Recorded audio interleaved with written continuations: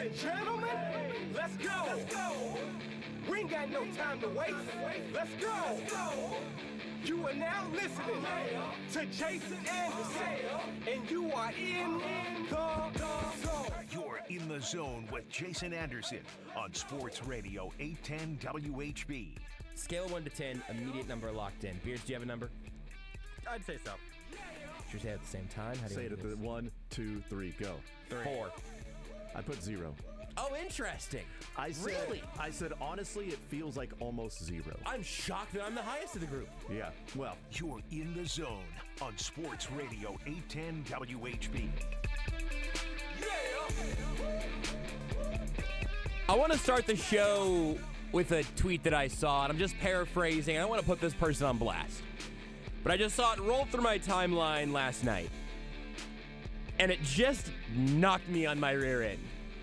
And I want to make sure that this isn't a sentiment too heavily shared with the listening audience of The Zone. I saw a tweet complaining about how we in Kansas City are still talking about the Chiefs. The parade was Wednesday.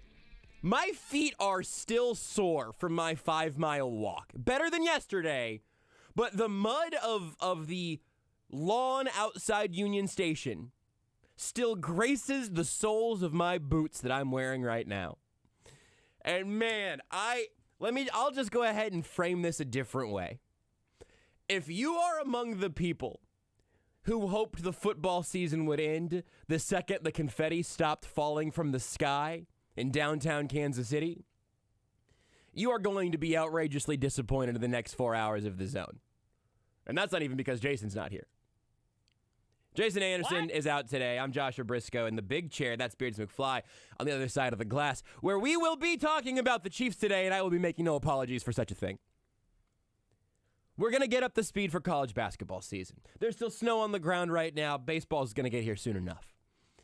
But it was just so funny. And listen, I believe that to be an outrageously small minority of our beloved listening audience. I imagine that somewhere in the 90% range plus is probably more than happy to luxuriate and do some confetti angels down on the turf. That's got to be an all-time feeling, right? Win a championship and do a confetti angel. I imagine that almost everyone listening right now is very good with that. And I don't even mention that just to warn you at the front end. But I just thought it was so funny. And I don't know this person at all. So I don't know. Maybe they just don't like football, whatever. It doesn't matter. But the idea that we have accepted so much of this is just yep, so what happens is around Kansas City, there's a training camp, and that starts football season, and then we do that through the Super Bowl, and sometimes the Chiefs win it, and sometimes they don't, but they almost always play into February, and then baseball season starts, and then we go through, and then it's the rest of college basketball, and then baseball, and then we give up on baseball when training camp starts, and the cycle repeats. So wait a second, hold on. What did you say about the end of football season? Oh yeah, well we talk about the Chiefs through the second week of February usually, and then when they either win or lose the Super Bowl, we wrap up. And so much of that is it just tickles me so greatly. Because it is imperative that you stop and take inventory of the fact that so many of these things that we say, we can just say as being factual. You can't plan a vacation anytime in the first 2 weeks of February because you don't want to be in the wrong spot when there's a Super Bowl happening, and you don't want to be out of town when there's a parade, because there definitely could be one. How many decades of Chiefs football could we all watch and just think, yeah, maybe they'll play 17 games back before the regular season was 17 games. Man, if they could win a playoff game, that would just be absolutely life-changing. This city would come alive. And it did. It really did. But we have gotten so spoiled so fast. And this is not me scolding anyone for how spoiled we've gotten. This is just my plea that we all recognize how spoiled Kansas City is now as a football city.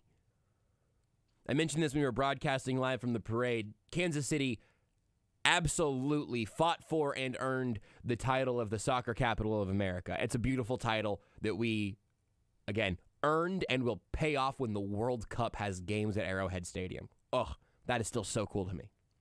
I cannot wait.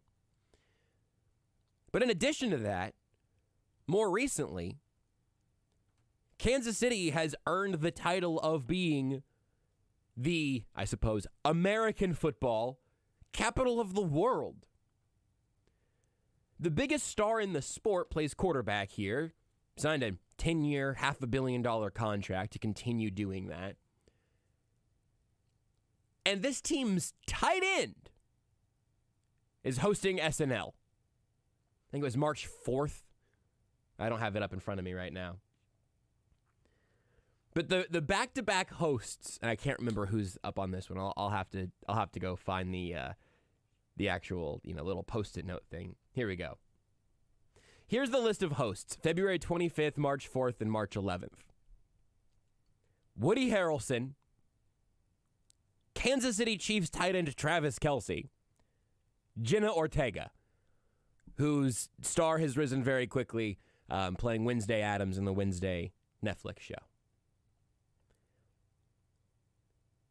Woody Harrelson, Travis Kelce, Jenna Ortega.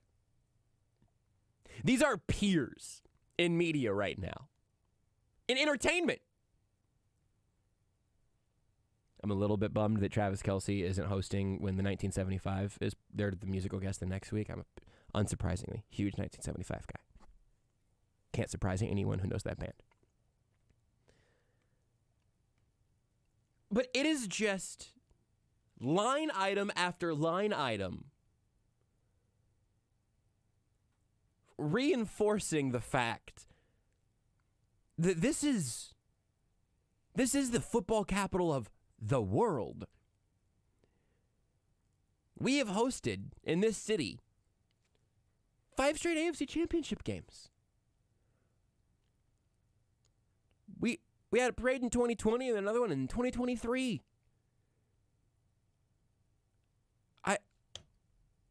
I just don't want to lose sight of that because I think it is so outrageously cool as a spotlight on this city that we've all known has been an incredible sports city forever, right? Like, the Royals and Chiefs were bad, and this was a good sports town.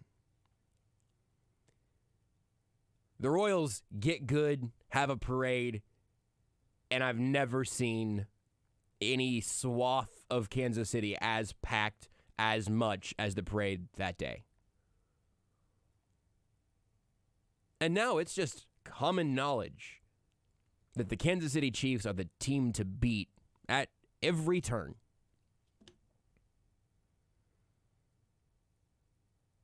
It is a truly remarkable thing. And I might be, as we say, feeding a fed horse on this one. And I'm just never going to apologize for replaying the hits on this particular thing. Because as soon as we stop realizing how cool it is, as soon as we go, confetti schmeffetti, let's talk spring training. As soon as that just becomes the accepted norm, we lose the sparkle a little bit. I don't ever want that to happen. Because also, there will be a day, hopefully 450 years from now, where Patrick Mahomes is retired, Andy Reid is retired, Travis Kelce is retired. Whatever the next arc of the franchise is, obviously the foundations of this franchise are tremendous right now. But sometime in the far, far, far distant future, odds are the Chiefs aren't going to be guaranteed their Super Bowl appearance. Now, maybe they end up being the Packers, who had Brett Favre and then drafted Aaron Rodgers and then just stayed relevant that whole time. Even they, would like to remind you, didn't do all that much winning. Didn't get to all that many Super Bowls. And I want to make sure that we all take a moment to, as Eric Bienemy might say, be where our feet are. Because right now, our feet are at the center of the sports universe. With that being said, I'm going to go ahead and hop right on that segue, scoot on over to Eric Bienemy.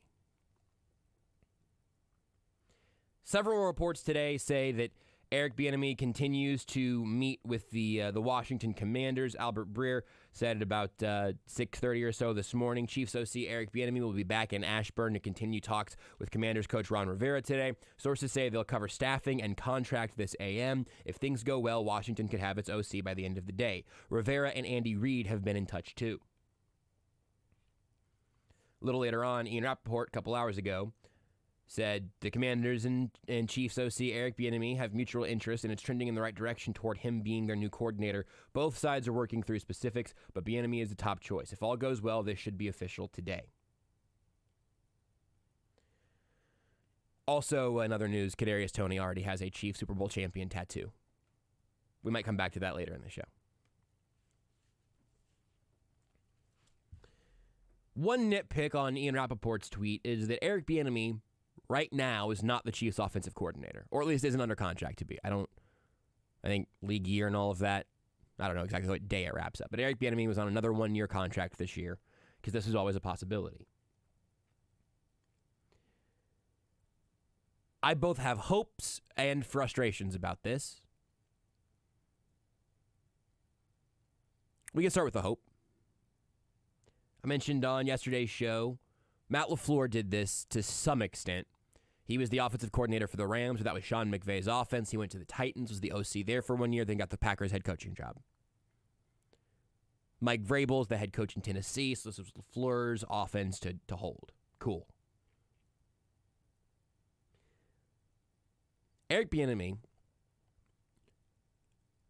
has been perhaps the coordinator of the most successful offense over the course of half a decade in NFL history. I don't have any numbers in front of me on that, but that one feels about right, doesn't it? Chiefs in the midst of the best 5-year run of offense in NFL history. Somewhere very high up on that list, if not literally number one. I understand this idea that it's Andy Reid's offense, right? Because on some level, it is. It was his offense first. Now, he invites collaborators genuinely. It is a team effort genuinely.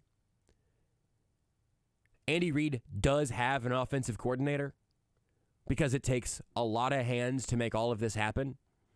And it's a lot of the other guys in the game plan stuff. We talked about this with the corn dog play and Jesse Newell's story in the Star, kind of going through all of the different cooks in the kitchen that help make that happen.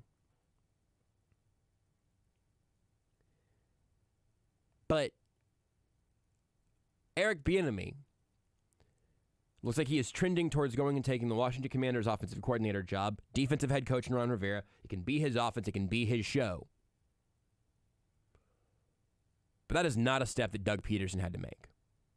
Doug Peterson was the offensive coordinator for a worse offense for less time, and then he got the Philadelphia Eagles head coaching job. Then Matt Nagy was the offensive coordinator of a worse offense for less time, and then he got the Chicago Bears job. Now, Eric Bienemy here, in the best iteration of the Chiefs offense, and certainly, yes, with Patrick Mahomes, the best iteration of the Chiefs offense, where Patrick Mahomes has gotten better over the course of his career, where this offense has evolved multiple times. This offense was great with a questionable offensive line. It was great with a really good offensive line before the tackles got hurt. And they had to kind of cobble things together for a while, keep their head above water. Super Bowl's a nightmare, obviously. They're great with Tyreek Hill and a new offensive line. They're great with a new offensive line without Tyreek Hill with more weapons. Travis Kelce's dominance becomes even more pronounced. They evolve and evolve and evolve, and they've been great, and they've been great, and they've been great. So where's Eric Bienemy's head coaching job? There are reasonable things you could say about Eric Bienemy. Questions you could ask. How does he handle being asked about some of the uncouth stuff from his past, which is totally reasonable. He's got to be able to answer for that without, having to be held as if those things all happened yesterday. But he's got to be able to talk about that. And what will he say to the media when he's asked about any of that? How does he interview? There are questions about, hey, is he a good interviewer or not? He's done a million of them at this point, so you'd wonder. I'd imagine he's gotten better with his 15 interviews or something. That's not even an exaggeration. That's very close to the real number. One that bothers me is the idea that he's just not cut out for it, because I think that's garbage. But even if you want to include that one too, stuff from his past, not interviewing great, whatever you want to say about your outside guesses about leadership, which you guys still think is ridiculous. None of those factors are improved upon by going to Washington. Washington isn't going to erase that section of his Wikipedia page or suddenly teach him some grand interview skill that he had failed to learn in his many interviews with NFL owners. Because those aren't the point. That's not the feedback he's been getting, I'm imagining, because it sounds like he is going to take this job. The only thing he can do with this job is respond to owners and GMs telling him, hey, prove it. Go prove it. Prove that you can do it without Andy Reid. Prove that you can do it without Patrick Mahomes. Go over here and prove it for yourself. Which was not told to Doug Peterson and to Matt Nagy. That's the part that frustrates me. Eric Bienemy could go to Washington. He could turn that offense around quickly. He could be a head coach this time next year. He also won't be coaching for as long as he has been in Kansas City the last few years, so maybe he can start the interview process earlier because Washington's not a Super Bowl team right now.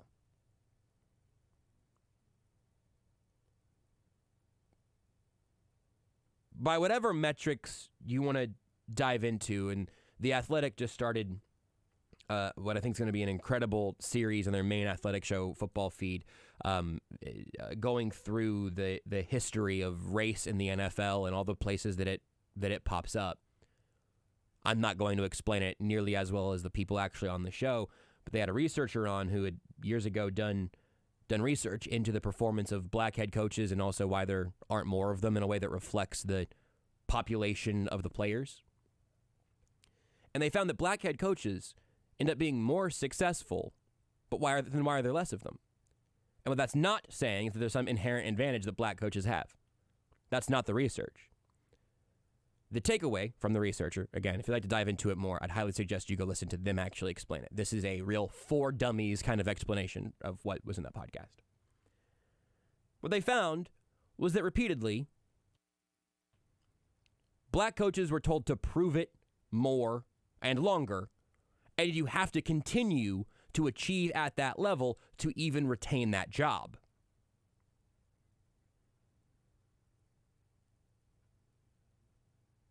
Implicitly, explicitly, if it's based on biases or a lack of belief in what Eric Bienemy has done in Kansas City, whatever the actual cocktail of reasoning might be, whatever it is, he has been told to do something that the offensive coordinators who were head coaches before him were not told to do.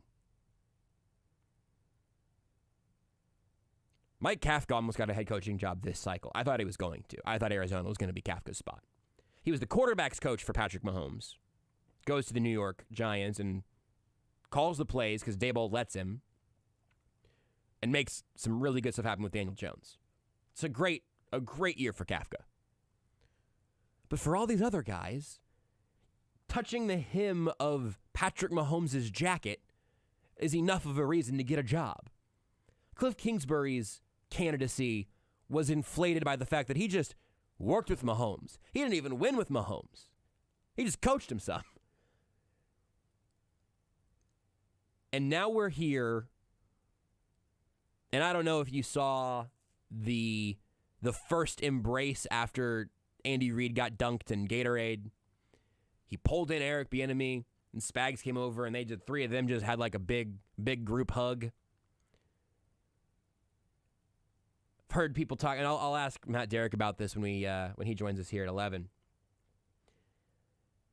I've heard stories about players going out of their way to spend time in the locker room after the Super Bowl with Eric Bienemy because there was kind of this understanding that this was the last ride for Bienemy with this team.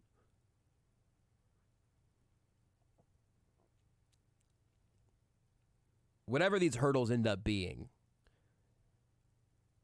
and with the exception of, I suppose, a bitter LaShawn McCoy,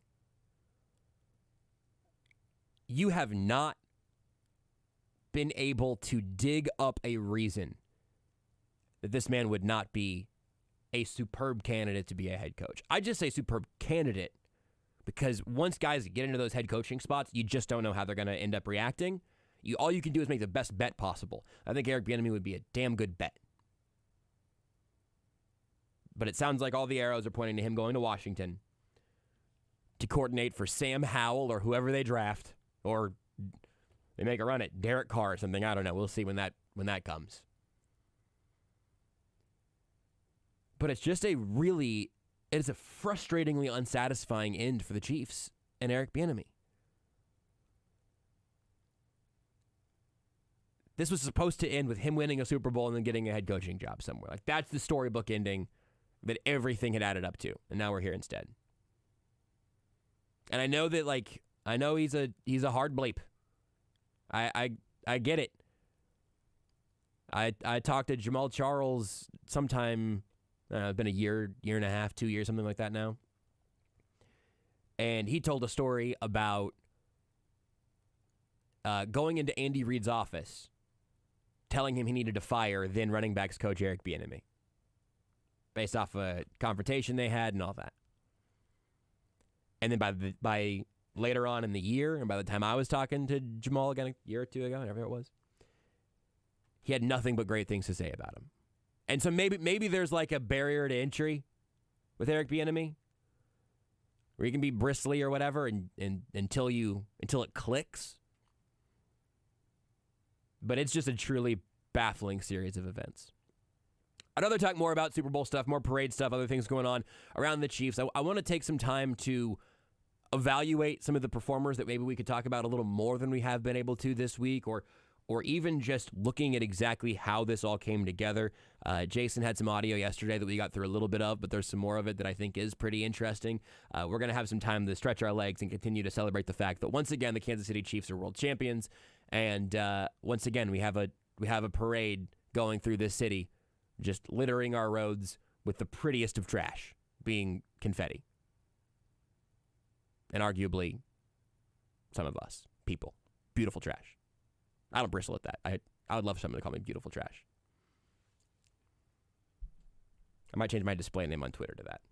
I'm Joshua Brisco, the beautiful trash. Beards McFly on the other side of the glass. And that rhymed. We'll have Matt Derrick here at 11 o'clock. He'll join us of ChiefsDigest.com about all of the things that we need to reevaluate from this week, from the parade to the Super Bowl itself to where things are beginning to turn. I'm not fully ready to do like a big free agency preview. And then Kendall Gammon will join us for one more wrap-up of this NFL season at noon. Then Mick Shaffer of KSHB 41 will be in the building as well. That's the plan for The Zone the rest of the way here on Sports Radio 810 WHB. We'll talk more football whenever we come back.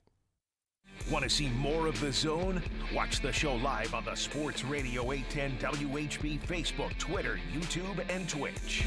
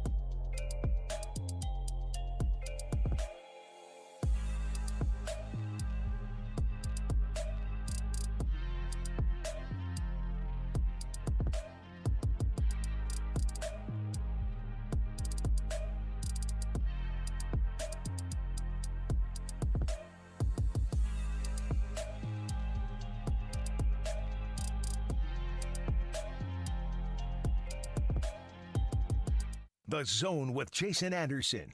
I have some very Bono-esque pink glasses that I did not wear with this jacket today because I didn't want to get beat up in the hallway by Todd Lebo. On Sports Radio 810 WHB.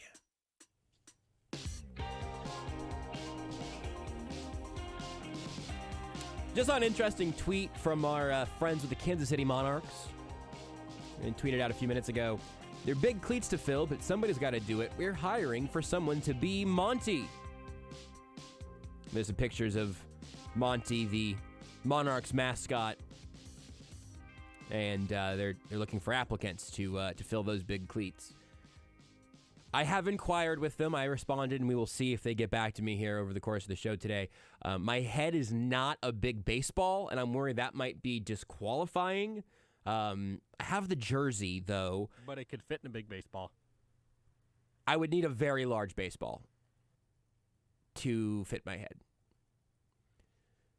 But I also did tell them that my resume is in my profile picture because my profile picture is a screenshot from the video announcing the new look zone when I joined on to this lovely program, and I was dressed up in a penguin costume, which is what I usually wear once I get home. I'd like to take off these work clothes, these hoodies, and occasionally jeans, and currently track pants. This is my work outfit.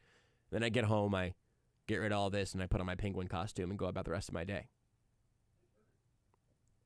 Is that going to be a liner, Beards? I'm not sure. That might have just been too honest to be funny. Just waddling around out there, waiting for Terry Bradshaw to come tell me to waddle on over. Anyway, there are a handful of legit things from the Super Bowl from the last couple of days that I want to go back to. But, yeah, believe it or not, everybody, I'm going to make a real topic out of Kadarius Toney's tattoo. I know. How am I going to do it? Beard just raised his eyebrows. Because, look, I have volunteered. I want to be the Chiefs tattoo beat reporter. That's the beat that I would like to be on. Just when Chiefs players get tattoos, I want to be the one that just shares them, maybe rates them, critiques them, just, at the very least shares them with the world. Because I am both a football guy and increasingly over the last several years, a tattoo guy. This is great fun. This is great news for me. But this morning I saw Kadarius Toney tweeted, and it was a picture of him walking down the parade route holding a plastic skeleton, which is hilarious. And also, I walked past that skeleton on my 5-mile trek to cross the street. And if I would have been in a better mood, it was a plastic human skeleton laying on a cot, for lack of a better word. It wasn't on the ground. It was like a camping bed or something. Why was this? I think it was someone's idea to help hold their spot. Was my theory at the time. It was laid out there on this sort of again kind of camping bed sort of thing. I don't even know if that's really what those are called. But I don't know why they brought the skeleton with them other than just to be hilarious, which was successfully true. But when I walked by it, if I would have been in less of a hurry and in a better mood, I thought I would have taken a picture and then just tweeted out just laying here waiting for my Bengals parade. That would have been good. I think it would have been good. But I was stranded and late, so I didn't do that. But I think that must have been where Toney got his, because all of a sudden he was just parading literally down Grand, holding this plastic skeleton at some point. So he was tweeting about that, and then I saw his new profile picture. His new profile picture is a photo of a big, the traditional Chiefs logo, KC Arrowhead tattoo, with the Super Bowl 54 logo, with the word Chiefs over it, and with champs underneath. I found more pictures from his Instagram story. This thing is a side piece. This is on his, not like that. This is on his rib cage, which could not have felt very good, but is not the point. It is a huge, it is from basically just below nipple line to waistband is essentially what this covers. It's a massive piece. And the part about it that I think is more than just how fun that is is that Kadarius Toney has been here for like an hour and a half. And I hope this is clear. I have loved every second that Kadarius Toney has been on the football field for this team. It has been a joy. When the trade first went down, it took me a second to kind of warm up to what was going on there. And then we started watching some of his Giants tape, and then we saw him in red, and for me, it was over. I am Team Toney for life. This dude's electric. But he's been here for like an hour and a half. Goes on to make 2 enormous plays in the Super Bowl. Corn dog, legendary. And that punt return was special. I mean, it really was. It wasn't just like perfectly blocked and he ran a straight line. I mean, if I say that it reminded me of like slightly Dante Hallish, is that offensive? Not like exactly, but it made me feel Dante Hall things. But in this case, in the Super Bowl, which is amazing. But he just got here mid-season, goes on to win the Super Bowl with this team, and I bet literally before all the confetti has been swept up, he has this massive permanent memorial on his body of what this team did this year, with him being a part of it. My semi-serious take of it all is that it does not take you very long, as far as I can tell, to be welcomed into this team, utilized in huge moments, and to feel like you are as big a part of it as anybody, right? Like, that was the joy on the parade, and we talked about it at least a tiny bit as the parade was going on. We were broadcasting live and watching over it from the windows, which was awesome. But we saw, like, equipment staff drive past us. We saw training staff drive past us. And you might not recognize all of their faces or names or anything, but those people deserve as much of the applause as they could possibly get on a parade route because of what they did to make this team get here. And I know I've talked about, you know, the Melvin Gordon videos and all of that. I just think it's fun. But Kadarius Toney never really, as far as I can tell, I don't know how he felt about it, but he never really gelled in New York. The team that spent the draft capital to get him, that believed in his skill set, but then they changed leadership and all of that, and it just never seemed to mesh. And then he got here, and the Chiefs said, "No, you're ours now. This'll do. We are going to make you a part of this team so fast it'll make your head spin. We're gonna go ahead and you're gonna help us all the way through the Super Bowl, and then after the fact, you're gonna be ready to go ahead and ink that one down, because the highlight of most NFL careers you have achieved very early in your NFL career, and like a few months after being acquired mid-season by this team." I just think that's neat. I just think that's a fun little snippet of where we are right now. And I wonder if there's any chance of there being a little bit of a snowballing effect as this continues to go on. I think it's a little bit overblown in the NFL, the idea of like ring chasing. It's not quite the same thing, and Beards, you'll probably have 15 examples off the top of your head.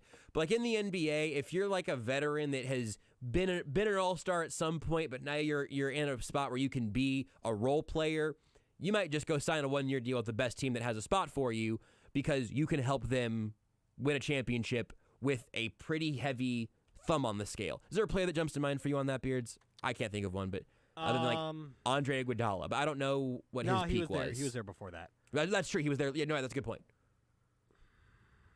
I'm trying to think just like real quick. Like Ray Allen going from Boston to Miami. Yeah, sure. All of that.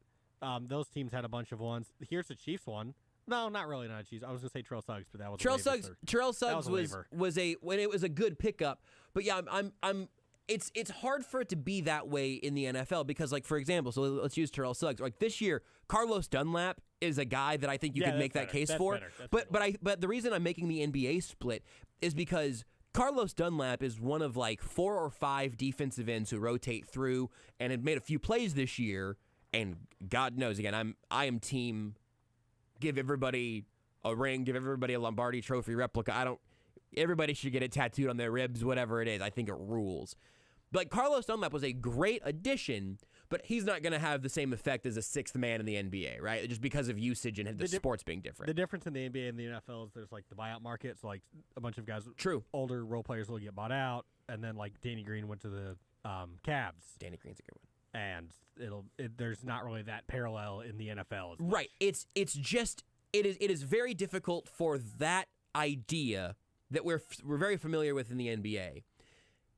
You can make your arguments about, like, maybe a receiver on a 1-year deal, like, I guess, but even a guy like AJ Green, he went to the Cardinals. It wasn't like he was able to just go, he didn't end up here. It's really hard for the like ring chasing thing to apply at the NFL level. And so I don't necessarily think it's going to be a snowballing effect of DeAndre Hopkins forces his way out of Arizona for a 6th-round pick and then takes a big pay cut to stay here, right? We've got a Twitch comment. Le'Veon Bell was probably trying to ring chase in 2020. Right, and you kind of saw how that went, right? Like, you can have a role, and you can be one of those guys, and I wonder now, though, so again, because I don't think ring chasing in the NFL level has the impact that it does at the NBA on the NBA side. But I have to think that the Chiefs' reputation is going to only continue to get so much better around the league. And, Juju's on a 1-year deal. That wasn't a ring chase. That was a best scenario for myself, right? That might have been true for Le'Veon and a few of those other guys. But the more the rest of the league sees and hears the stories of how they got to Kansas City and then their career turned around, or they got to Kansas City and their career was solidified, their legacies were in bronzed. That might be a wide receiver thing. It definitely should be a wide receiver thing, unequivocally. And so I'm just curious to see how that will compound, and it just also made me really happy to see all of these guys who have either only been here for 1 year or have just or got here in mid-season, to see the mutual embrace, both city to players and players to city, is just a beautiful thing that I think we're going to see different guys get to experience and get to bring championships with them here in Kansas City. And I just... I may have mentioned this in the first segment once or twice, but I don't ever want to lose sight of that because it rules. This is so much more fun than going 9-7 and being a wild card team in the AFC West.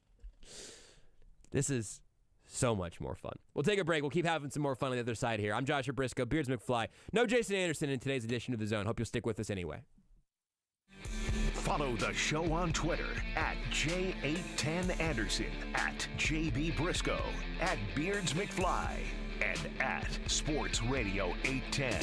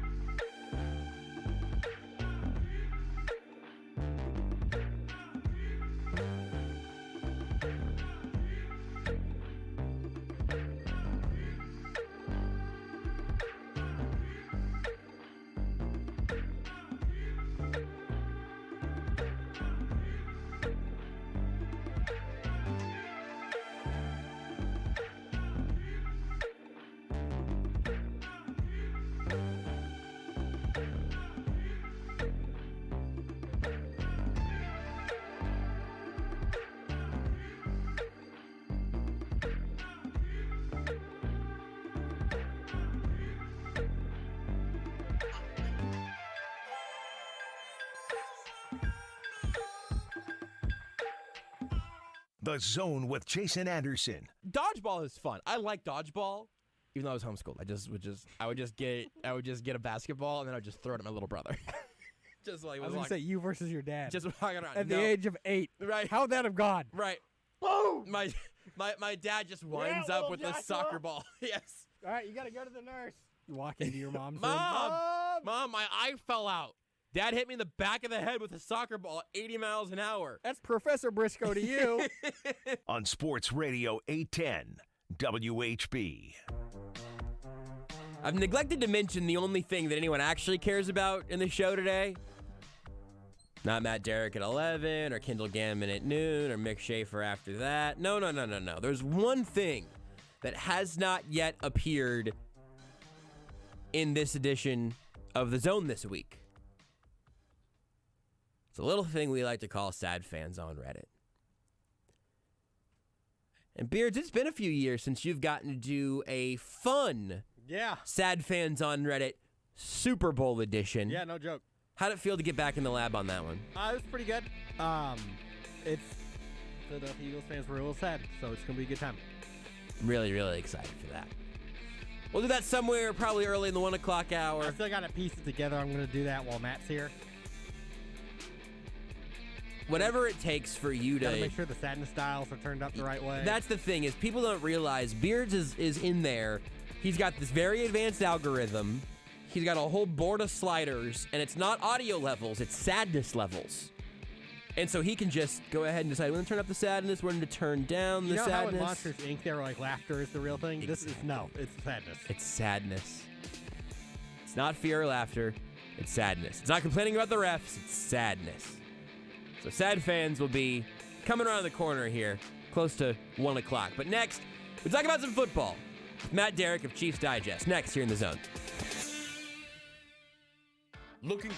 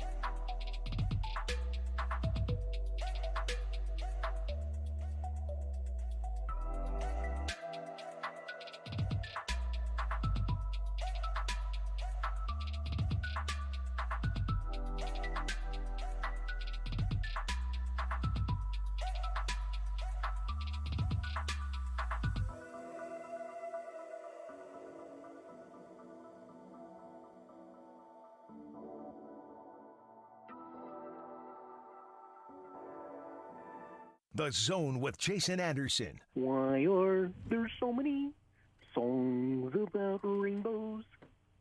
Rainbows have nothing to hide. On Sports Radio 810 WHB.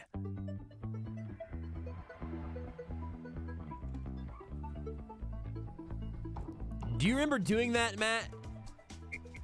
I do remember doing that, and I do recall that it is better than my Chewbacca. So. It definitely was better than your Chewbacca. Matt Derrick, Well, Chiefs now I'm going to Digest have to with get us. that one out for next break. That's true, Matt, because I think I'm going to keep you for at least a couple segments as long as you won't mind hanging out with us here in the Zone. I'm Joshua Brisco, Beards McFly, the other side of the glass. Jason Anderson out today. Matt Derrick of Chiefs Digest joining us now on the phone. Matt, how's the Super Bowl hangover treating you? Just fine. It sounds like it. You sound like you're still doing a Muppet voice. I have not had a cold since the last time the Chiefs won the Super Bowl. Wow. Yeah, I mean, it's like the longest stretch of my life without a cold. And I go to Phoenix for 9 days and come back with a cold. So, Well, figure. I know I speak for Kansas City when I say thank you for your sacrifice because I imagine that is directly correlated and not an accident at all. Exactly. I mean, the things I do for you people, I hope you all appreciate it. I certainly do. Let's. We talked obviously right after the show, right after the game on the post-game show, and I do want to take like another trip back down some Super Bowl topics because God knows there are a lot of really, really good ones. But if we could start, if you don't mind, with the news today that it seems like it's all continuing to move towards Eric Bienemy being the next offensive coordinator of the Washington Commanders. I know there's a lot going on in that whole equation. We talked about it for 20 minutes to open the show. And I also had heard some people talk about the locker room after the Super Bowl with Eric Bienemy in particular. Players seeming to go out of their way to spend some of their celebration time with Bienemy, the sideline hug with Reed and Bienemy. Did you get any of that feeling when you were there in terms of it kind of feeling like an open secret that might have been EB's last game as a Chief? Yeah, it did feel like that. It absolutely did. And I heard a lot of what you were talking about in the first hour, and I have to say ditto. I mean, I'm pretty much lockstep with you on everything.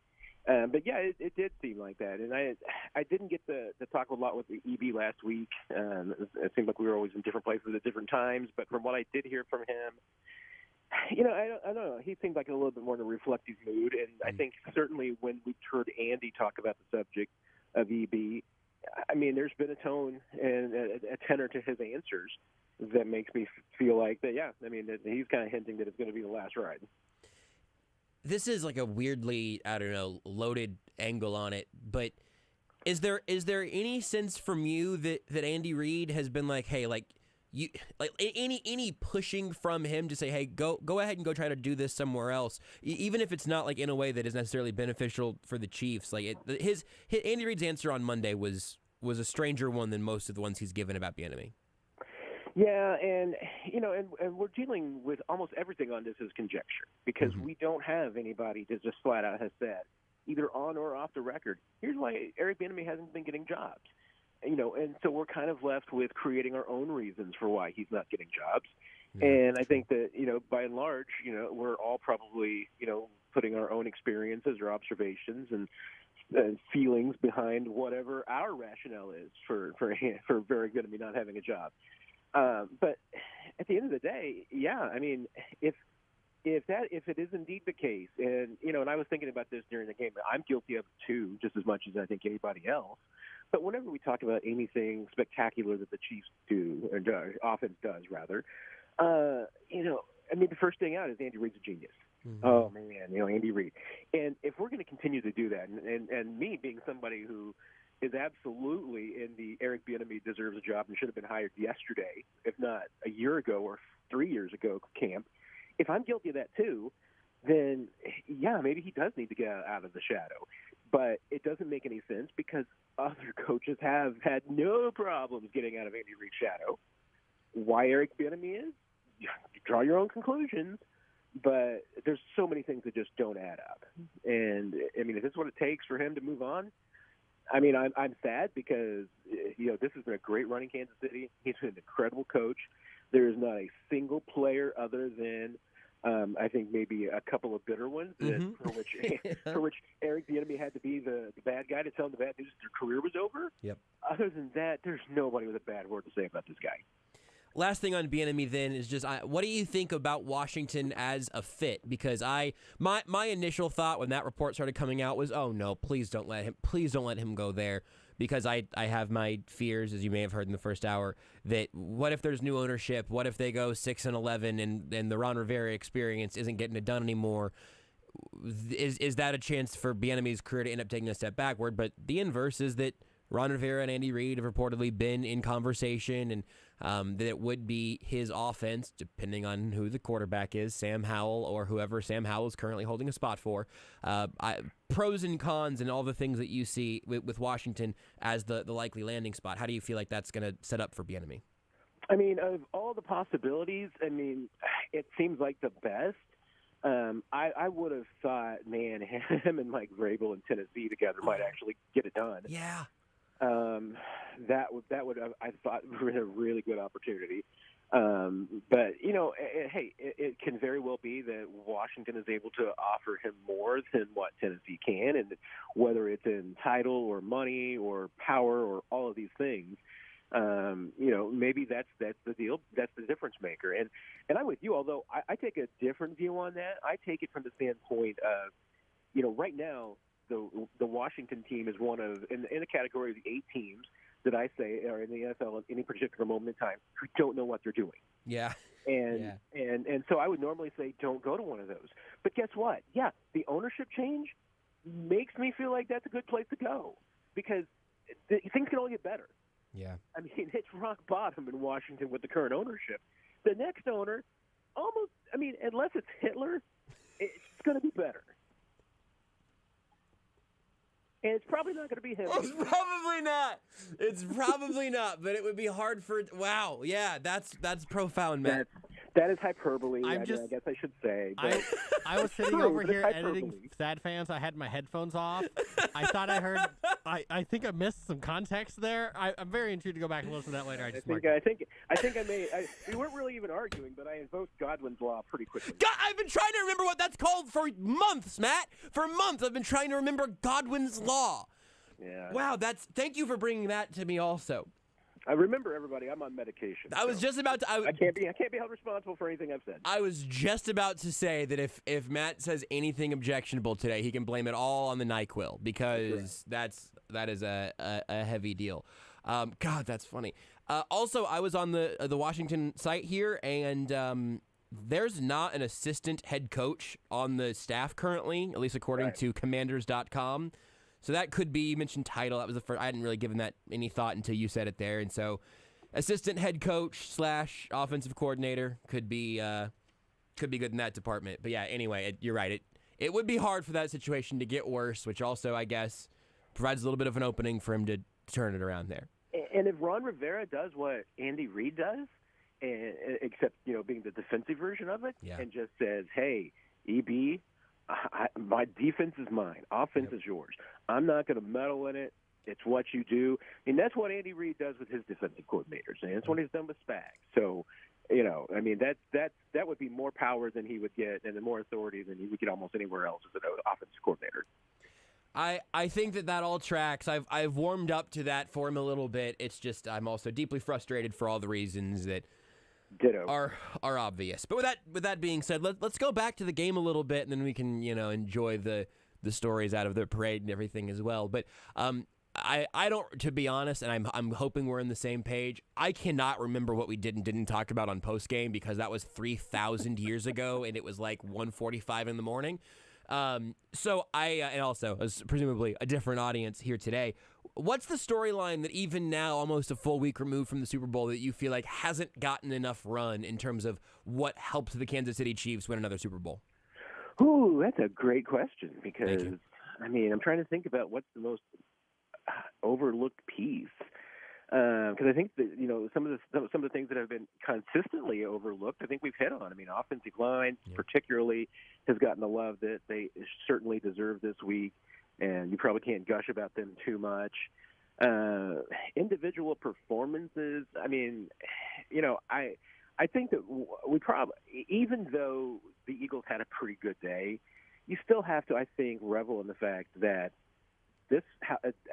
all the rookies that were out there in the secondary, and yet they held up.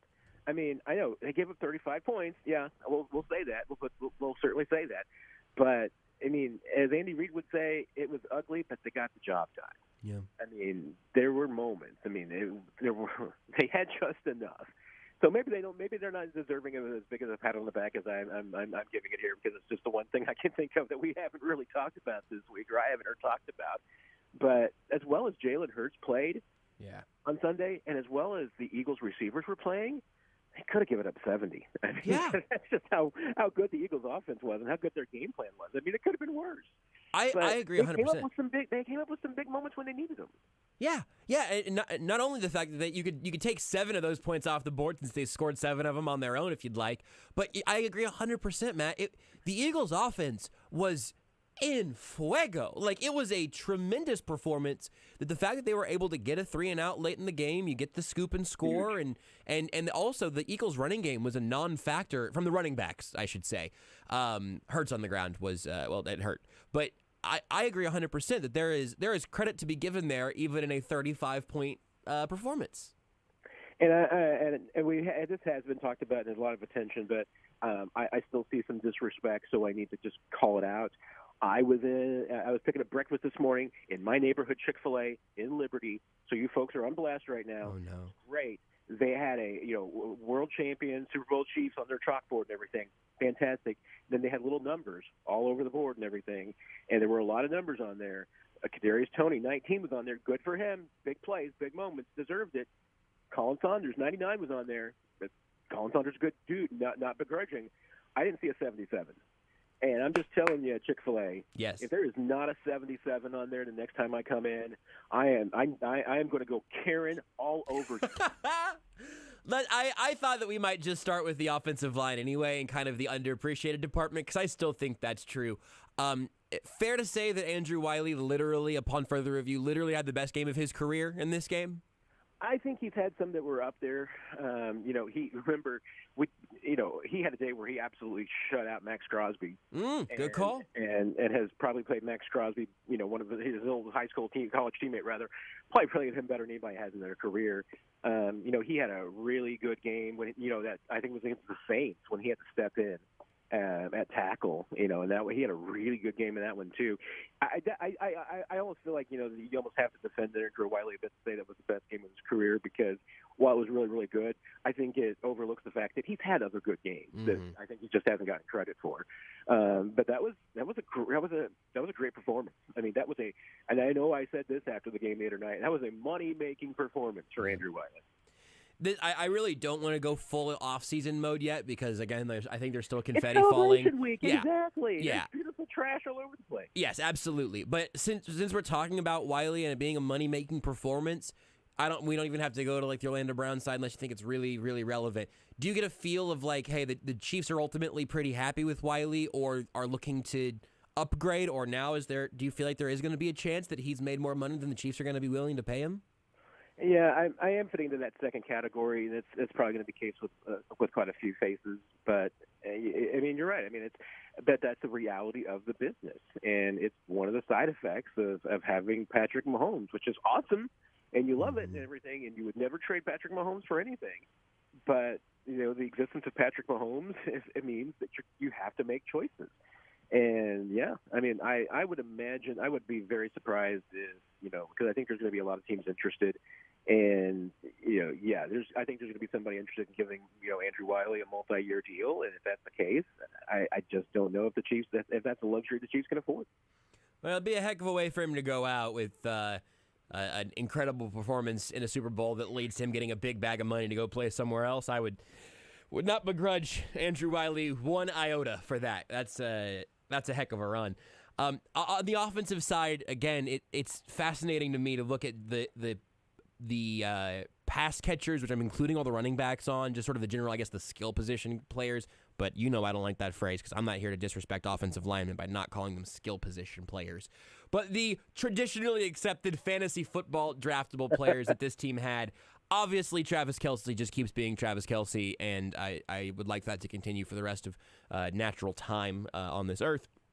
But when you saw how the rest of things shook out, where you end up getting touchdowns to Kadarius Toney and Sky Moore in a game where they were not particularly involved in the passing game outside of that, the schematic things that they were able to do in the red zone there were hilarious and have now been covered in a corn-based batter, fried and discussed at great length.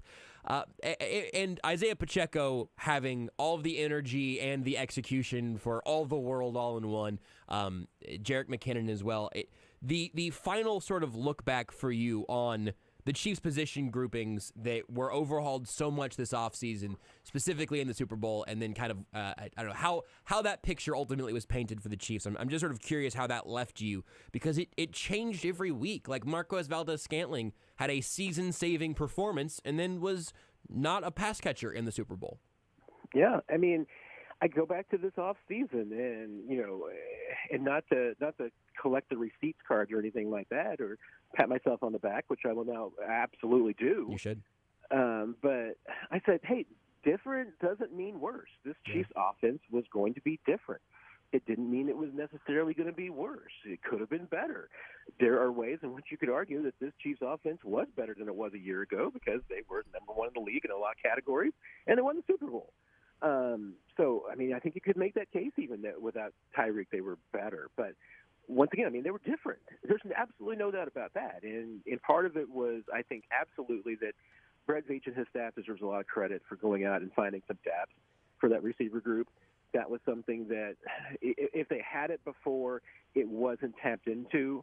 And the reason it wasn't tapped into was, I think Patrick Mahomes is a better quarterback now than he was even a year, 2 or 3 years ago.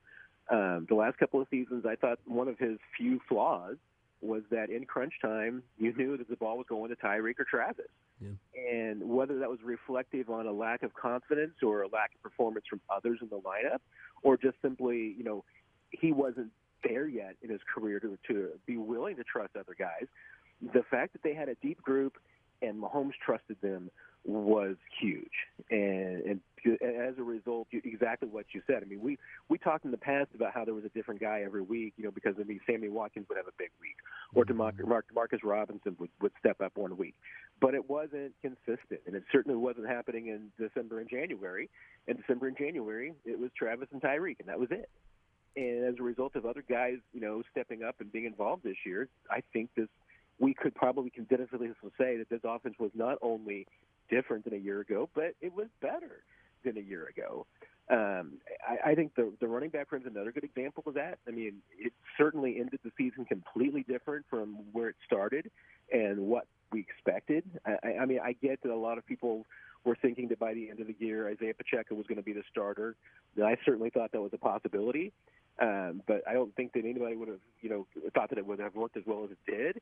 Nobody could have seen Jerick McKinnon having the performance that he had late in the season. I mean, to me, that's a really, a unique ability to basically restructure and rebuild that running back room as the season went on. Pretty impressive too. And I think that's something we haven't talked about enough. There's two branches here, and one of them is much sillier. I'm gonna risk looking forward and do the less silly one first. Do you think that again? I don't really want to do like a free agency preview yet, but with the season playing out the way that it did with those pass catchers, like you just laid out, do you think that's going to be seen as validating the Chiefs' strategy in that way, where they continue to kind of build like that for the foreseeable future? Or do you think that they might try to go find their next like true number one wide receiver that they kind of build around, and then just maybe try to have the depth that is obviously much easier said than done? Yeah, I mean, it's dangerous because on the one hand, I think you have to acknowledge that, Patrick Mahomes is not going to have Travis Kelce 10 years from now. Mm-hmm. I know. I'm sorry. I don't mean to break. I mean, maybe I'm wrong. Maybe Travis Kelce is going to be catching passes at 43, and I'm just full of it. But that's the one thing that you've guys got to be prepared for is that, I mean, this offense needs to worry about the future after Travis Kelce. That's to me is the number one long-term threat. You just need to have somebody that's able to take the baton going forward. The one thing that I don't think you want to take away from this and is dangerous, and I don't think Brett Veach and his staff will, is what I like to call the Green Bay effect, which which is that you've got Patrick Mahomes. You can just throw 5 hobos out there, Right. and you're going to be able to move the football. No. And I know Brett Veach doesn't believe in that, because one of the things that he said when they brought in Sammy Watkins, we're always going to give this guy weapons. So I don't think they're going to short shrift the receiver position. I think they're going to continue to invest in it. And that means all the above. I mean, to me, it means continuing the draft. It means keeping some of your guys. It means dipping into free agency.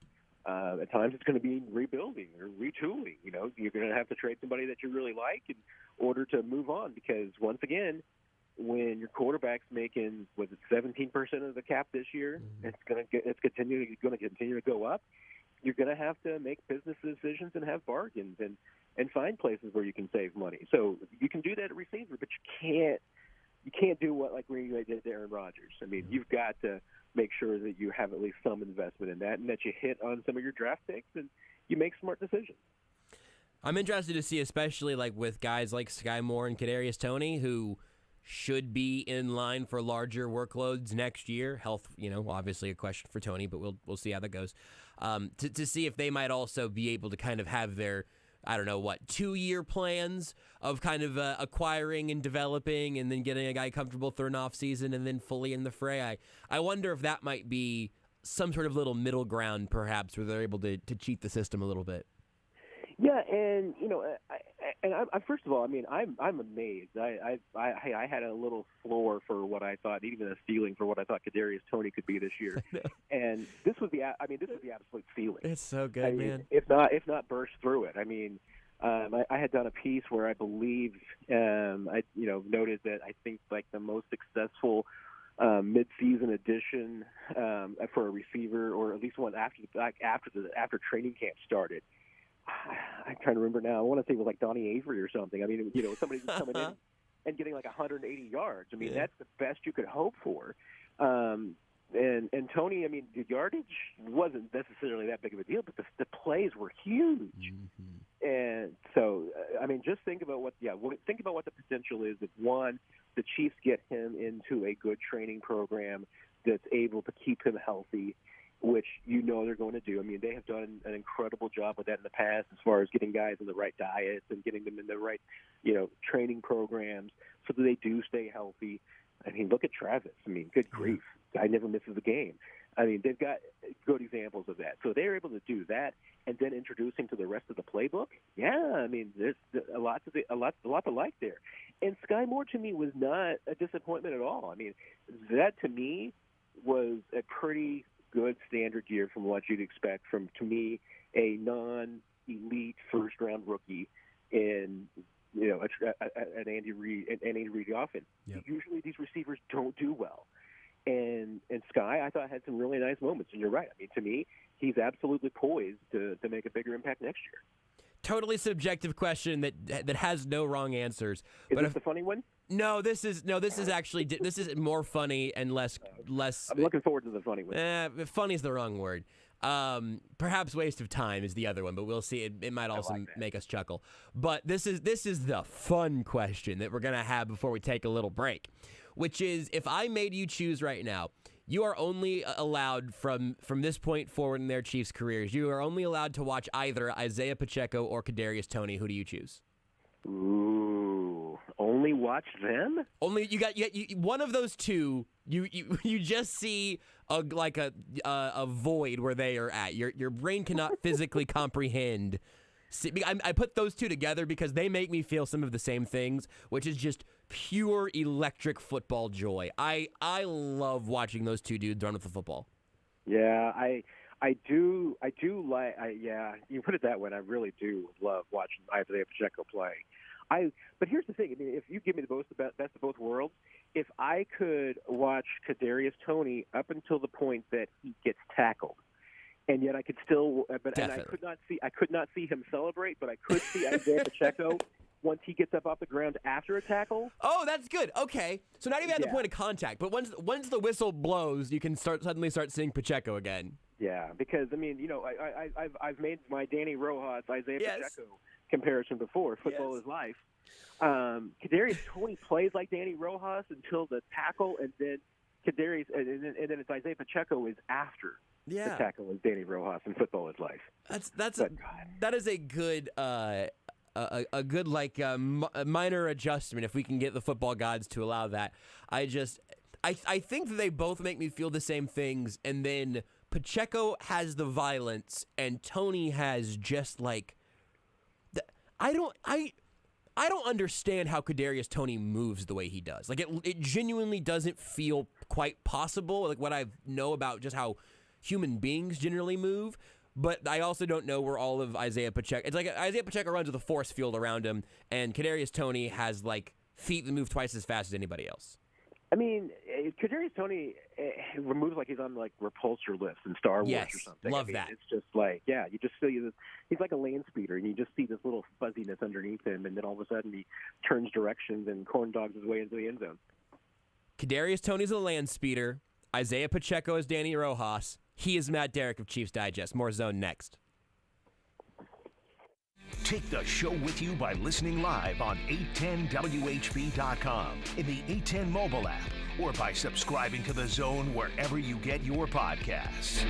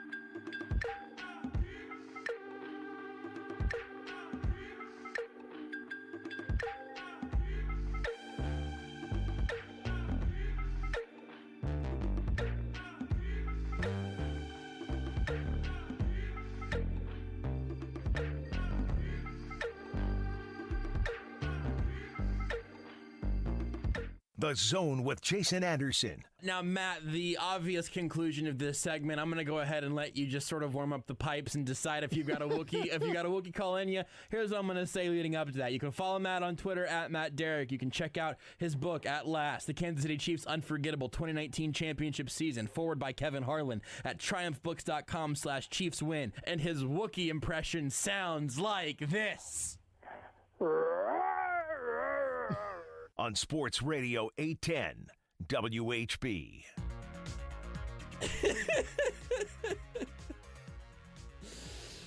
Oh, that man himself, Matt Derrick of Chiefs Digest, still with us here in the Zone. I'm Joshua Brisco with Beards McFly. Jason Anderson out today, so the mice will play, I think is more or less what's happening here. Matt, I had a couple other questions about your trip to Arizona. Generally speaking, I saw you tweet about some of the food and some things about El Polo. Good God, I've got no, Beards. Please don't cut that. No, it's the least cultured I've ever sounded. No, I can roll my L's. Let me roll my L's. Let me say pollo. You went to El Polo Loco, Matt. And I've never been, and I just wanted to know how your food experience in Arizona went, because I know there's some great stuff down there. I need you to take us on a little tour.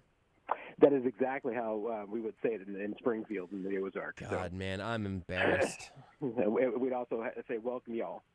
Nothing wrong with y'all. Y'all. I've started adopting y'all over the last few years, but El Polo was a tough one for me. El Polo is what George Karlaftis played, right? Exactly. El Pollo Loco, the official Mexican-fired grilled chicken official of Matt Derrick and Mitchell Schwartz. Yes. Just a really good fast food chicken. It's not fried or greasy in any way. It's all flame grilled, and everything. It's got a great Mexican rub on it, so the chicken is great. The sides are fantastic. You've got rice, there's beans. I favor the corn and the macaroni and cheese myself. I feel like I'm probably forgetting a couple of the other sides because I don't usually get them. But they come with tortillas too. These really warm, either hot corn or flour tortillas. I've never had the corn because I prefer the flour, and the flour ones are awesome. And they have other things too now. I mean, they kind of have a growing menu. So there's burritos and there's all these other things. It's not just chicken. Everything has chicken. I think for the most part. There's probably some vegetarian dishes in there too. But then they've got great sauces and sauces. I mean, there's some great pico. There's an avocado salsa. To me, it's not a Mexican restaurant. It's a chicken restaurant with Mexican flavors. Oh man. So, they're coming to Kansas City. So, wait, is that true? It is. They have said that they are coming to Kansas City. They're bringing locations, and supposedly Mitch Schwartz and I are going to be the first ones to know when they're opening and what the plan is. So, I expect Mitch to know first and me to know considerably after that. But there's a new chicken place coming. There's a new chicken place coming, and if they are not sponsors and have us at remotes there on a weekly basis, they don't know what they're doing. I need El Pollo Loco, whose name I'm saying correctly in hopes that they will be coming onto the show shortly, that the Matt Derrick Hour every week on Friday is very open for the coolest, easiest sponsorship of all time, because all we have to do is just open. Saying the name, I think, will start the endorsement from Matt. We know it's legit. Like I just scrolled on their Twitter timeline for the first time. Like half of their tweets from the last week are about you and Mitchell Schwartz and your guys' tweets about them, which is just stupendous. And my two favorite food groups are Mexican and chicken. So this is really exciting and also concerning that I didn't know about this until you started tweeting about them. It's really, really good. I had it for the first time when I was in San Diego a few years ago, and just absolutely, first time was like, oh my gosh, this is fantastic. I'd always heard about it and everything. It didn't really do it justice. So I feel like I hope I'm not, building it up too much that, people are then going to be like, oh, Matt Derrick just said this is the greatest thing in the history of mankind. And if it's not, the equivalent of tasting God, then I'm disappointed. Beards, I don't know if you're really good. I don't know if you're still editing Sad Fans, but if you could just mark Matt Derrick saying, I don't know if it's not like tasting God, I would just like to have that for the future as well, because that's cold medication. Another endorsement. Besides that. What was the best thing you ate in Arizona, non-El Pollo Loco categories? Oh man, that's a tough challenge because there were some really good ones. My friend of mine took me out. The first meal was at the Mexican place. Always eat the Mexican when you're in the desert and in Phoenix. Have to. That was really good. I wish I could remember the name of it, but it was really, really good. Had some good pizza one night. That was fun. I'm not normally one to bash free food, but I guess I will. And I won't single out the place or anything. But there was a Super Bowl party, and it was supposed to be kind of a hoity-toity kind of a thing. And I'd never been before, so I was like, okay, well, I'll go check this one out. It was the most underwhelming thing I've ever had. I mean, that's annoying. There was a brisket taco, and normally I would hear the words brisket and taco. Yeah. And I'm all over that. Yeah. Because there's some really good brisket tacos here in Kansas City. That I could not. I mean, it was canapé size. It was just a small bite. I couldn't eat. I ate half of it and had to throw the rest out. It was terrible. Oh man. Oh, that hurts me, man. That hurts me. They had what looked like a barbecue sauce on it, but it was no identifiable regional barbecue sauce that I could identify. And I say that having never had California barbecue sauce because that's a misnomer. It's an oxymoron. Yeah. So maybe that's what it was, but it was terrible. There was a wood-fired pizza that was about 85% crust. Oh man. Yeah. Listen. Are you you're caught up through the most recent season of the Great British Bake Off, right? I am, yes. So one thing, fiance Renee and I, frequently will watch. We watch a lot of British cooking content. Sometimes it's shows like Bake Off. There's a YouTube channel that's a bunch of Brits doing cooking stuff. That's always great. But they have recently this one YouTube channel. It's called Sorted Food. If anyone's looking to add some YouTube food content to their life, but they recently took a trip to the south, to our south here on this side of the pond, and watching them try American South barbecue was so validating because I think I get kind of sucked into the idea sometimes. Everything that's from where you're not from is a little more exotic. The idea of these other cuisines from other places and everything. And so we've just been so spoiled here with so much good food, not just the barbecue we have, but going back to Bake Off when they had Mexican week and they had to make tortillas, or as I would call them from 30 seconds ago, tortillas. When they had to go through that experience, it really helped me appreciate even things like the beauty of Tex-Mex, in addition to authentic Mexican food and all of the things that come with it. I've had some real civic pride in the food department recently, and I'm glad you've also been able to hopefully experience that. I would love to see what would happen if Paul Hollywood had some Kansas City barbecue. What do you think what would he say? I don't know. What would it sound like? Can we get an impression? I think it would freak him out. I'm just not sure if Joe's Kansas City would get a handshake or not. I think they would, but some British food is just so odd to me, man. Everything's in a pie. Why is everything always in a pie? I don't hate it. Look, if someone was like, hey, any barbecue restaurant in Kansas City, if you make a pulled pork barbecue hand pie, I will order it, I will eat it, I will love it happily. But it's just not really a path that we go down as often as they seem to. We're not as big on our savory pies here as they are. Yeah, but I think we could be, though, because we're big on our sandwiches. What's the difference, right? We just got to split down the middle. Which, speaking of YouTube and sandwiches, if you haven't ever seen lawyers having lunch eating sandwiches, that's a good one. Lawyers having lunch, eating sandwiches. Okay, I've Googled that, so I will be watching that very shortly. I can't wait. Thank you for the endorsement. You say that, I give you all of these recommendations, and you've never watched a single one. But these are 6 minutes these look like they're less than 10 minutes, and that's about my attention span. Matt, you're not alone on this, by the way. No, but Beards is you gotta read the Game of Thrones books. I was like, well, thank you, Beards, for your recommendation. He didn't say that. I'm exaggerating. I sent you a link to one episode of WKRP in Cincinnati. You still haven't watched it, have you? Okay, it was the Thanksgiving one, right? Yeah, and I sent it in October, I think. It was definitely pre-Thanksgiving. Okay, I'm going to find the full episode again. I've got a tab open. Although, in retrospect, I am concerned that if you watch it with Renee, she might be mad at me because, I mean, just remember, no animals were harmed in the filming of that episode. But animals may have been farmed, it sounds like. Well, depending on your medication. All right. Well, yeah, here's really, you know who I blame? I blame Renee. Because I can't. Oh, that's convenient. No, this is good. This is going to be good for my upcoming marriage and then continual life after.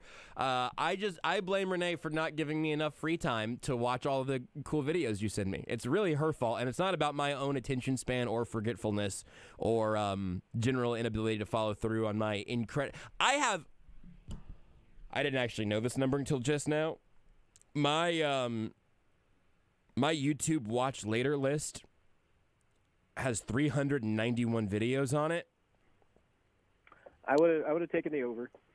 And I usually do try to take them off the list after I have actually watched them, and I've scrolled a pretty long way now, and I cannot find this WKRP episode. So yeah, you definitely sent it to me a little while ago. This one's let me go ahead and just pat chest, hand up. That one's on me. I'm sorry, it's Matt. Definitely on you. It's definitely on you. Oh, you're just a constant disappointment. I just want you to know that. Sound like my parents. As a matter of fact, you know what? I am going to correct the spelling of your name on my phone and take away the E. What? Because the E is no longer for excellence. You know what? This actually might have paid off for me because if you add a second E for like, maybe I'm Joshua Briscoed now because the D stands for disappointment. You will be Joshua Beautiful Trash Brisco in my phone. Once again, I'm good with that one.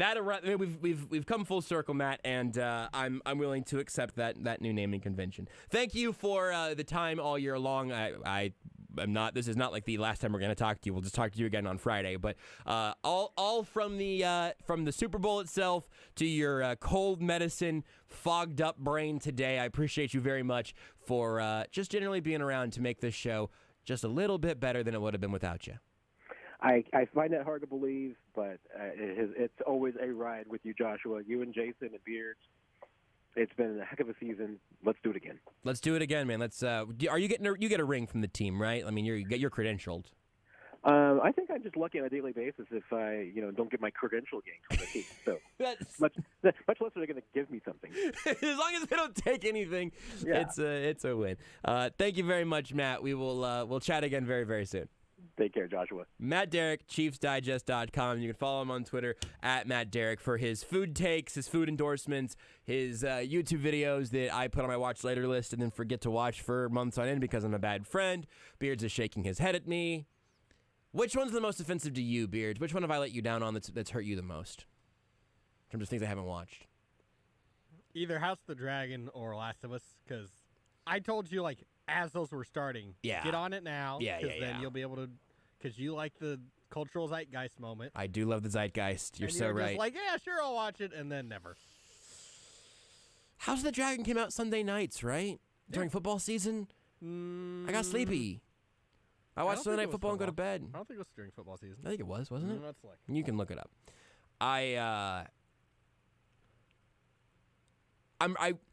I'm disappointed in myself for not having watched House of the Dragon yet. I can semi-blame Renee for Lord of the Rings because we've talked about we both would kind of like to watch that, so we just need to start that one at some point. I'm at a real crossroads on The Last of Us, Beards. Are you caught up currently? Yes. Also, I'll slightly give it to you. The first episode of House of the Dragon came out in August, and it went through September and October. So that's on it. Honestly, that started earlier than I thought it did. Fine. But I still just wish I would have. I wish I would have watched that one when it came out.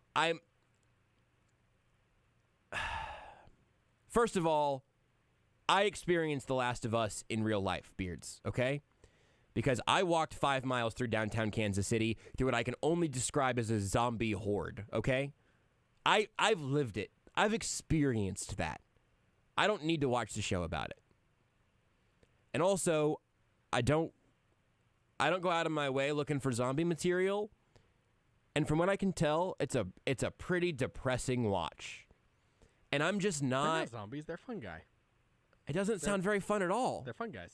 I don't think they sound like very fun guys. Sounds horrible. Also, they've had episodes in Kansas City. I know, but like I just said, I've lived it. Was it Pedro Pascal? Yes. Do you think he walked 5 full miles filming this? That's maybe. If they want me to guest star in it, I'll watch everything that I haven't been in up to that point. No guarantees that I'll watch it after I'm no longer in it, though. I am willing to extend my services if HBO is listening. Odds are someone who works for HBO somewhere along the chain is probably listening to this show, right? It's a big company. Send it up the ladder, and then I'll start watching The Last of Us. Just right after I get done with this episode of WKRP that Matt Derrick sent me in October. I'm a disappointment. More disappointments next. You're in the zone with Jason Anderson on Sports Radio 810 WHB.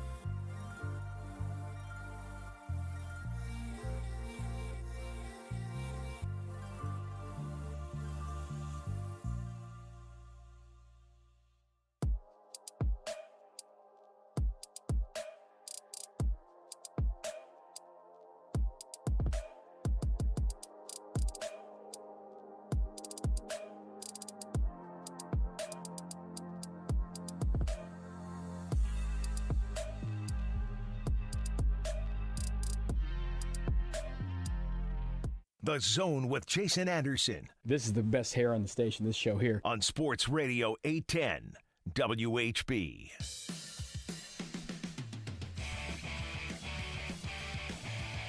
There are a lot of different ways you can interact with us here in the Zone. Usually Jason's got the text line open, but Jason Anderson is out today. Myself, Joshua Brisco with Beards McFly here with you for our 4 hours. In the meantime, you can watch the show in a whole bunch of places. Whatever floats your boat. You can watch us on Twitch, YouTube, Twitter, or what am I saying? Facebook. There are 4 of them. I just forgot the order for a second. Any of those places, just search for Sports Radio 810. You'll find us. We're live every day from 10 to 2, where you can, see us. That's nice. Beards, put yourself on camera and wave to the beautiful people on the video feed. I love when you turn on the camera and you look like the most scared deer ever. It's a really good aesthetic that you've built. But you can see us, which is look, beautiful trash, maybe. But I'm not saying you got to watch us so you can see us. The best thing you can do is join in the comment section in those places. Beards, we got one last segment. We did. We've gotten several. But this one is from a Michelle Brisco. Yeah, rings a bell. Says, not true. Never said those words to you ever. I think that was when I told Matt Derrick he sounded like my parents when he said I was a disappointment. That would make sense. And I will clarify, my mom has never said that. It's just the look that she gives me every time I open my mouth. I think that one might have ended up being the thing that has my phone ringing in the commercial break. Mom, please don't call around. I'm on the radio. At 2 o'clock, you need to call and tell me to stop making jokes about you being disappointed in me. I can give her the back door line if you want. I don't want that. And we've got Kendall Gammon next anyway. Whew, what a save.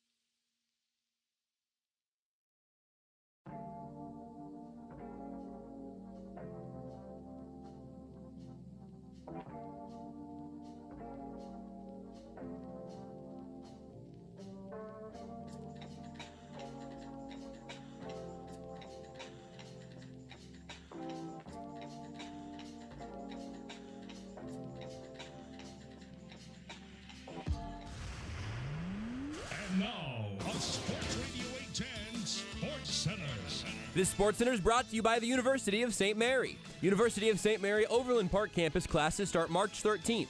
Learn more at a virtual info session on February 23rd. stmary.edu/RSVP.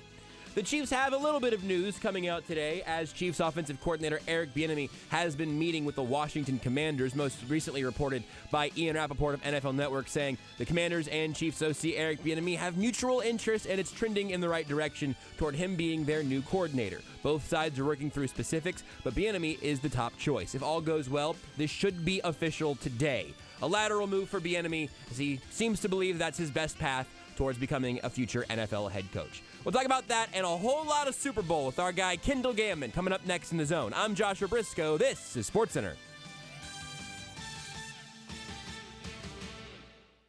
The Zone with Jason Anderson. The fact is, you're never going to make everybody happy. The only way to build true consensus is to tick everybody off. Weekdays from 10 to 2 on Sports Radio 810 WHB.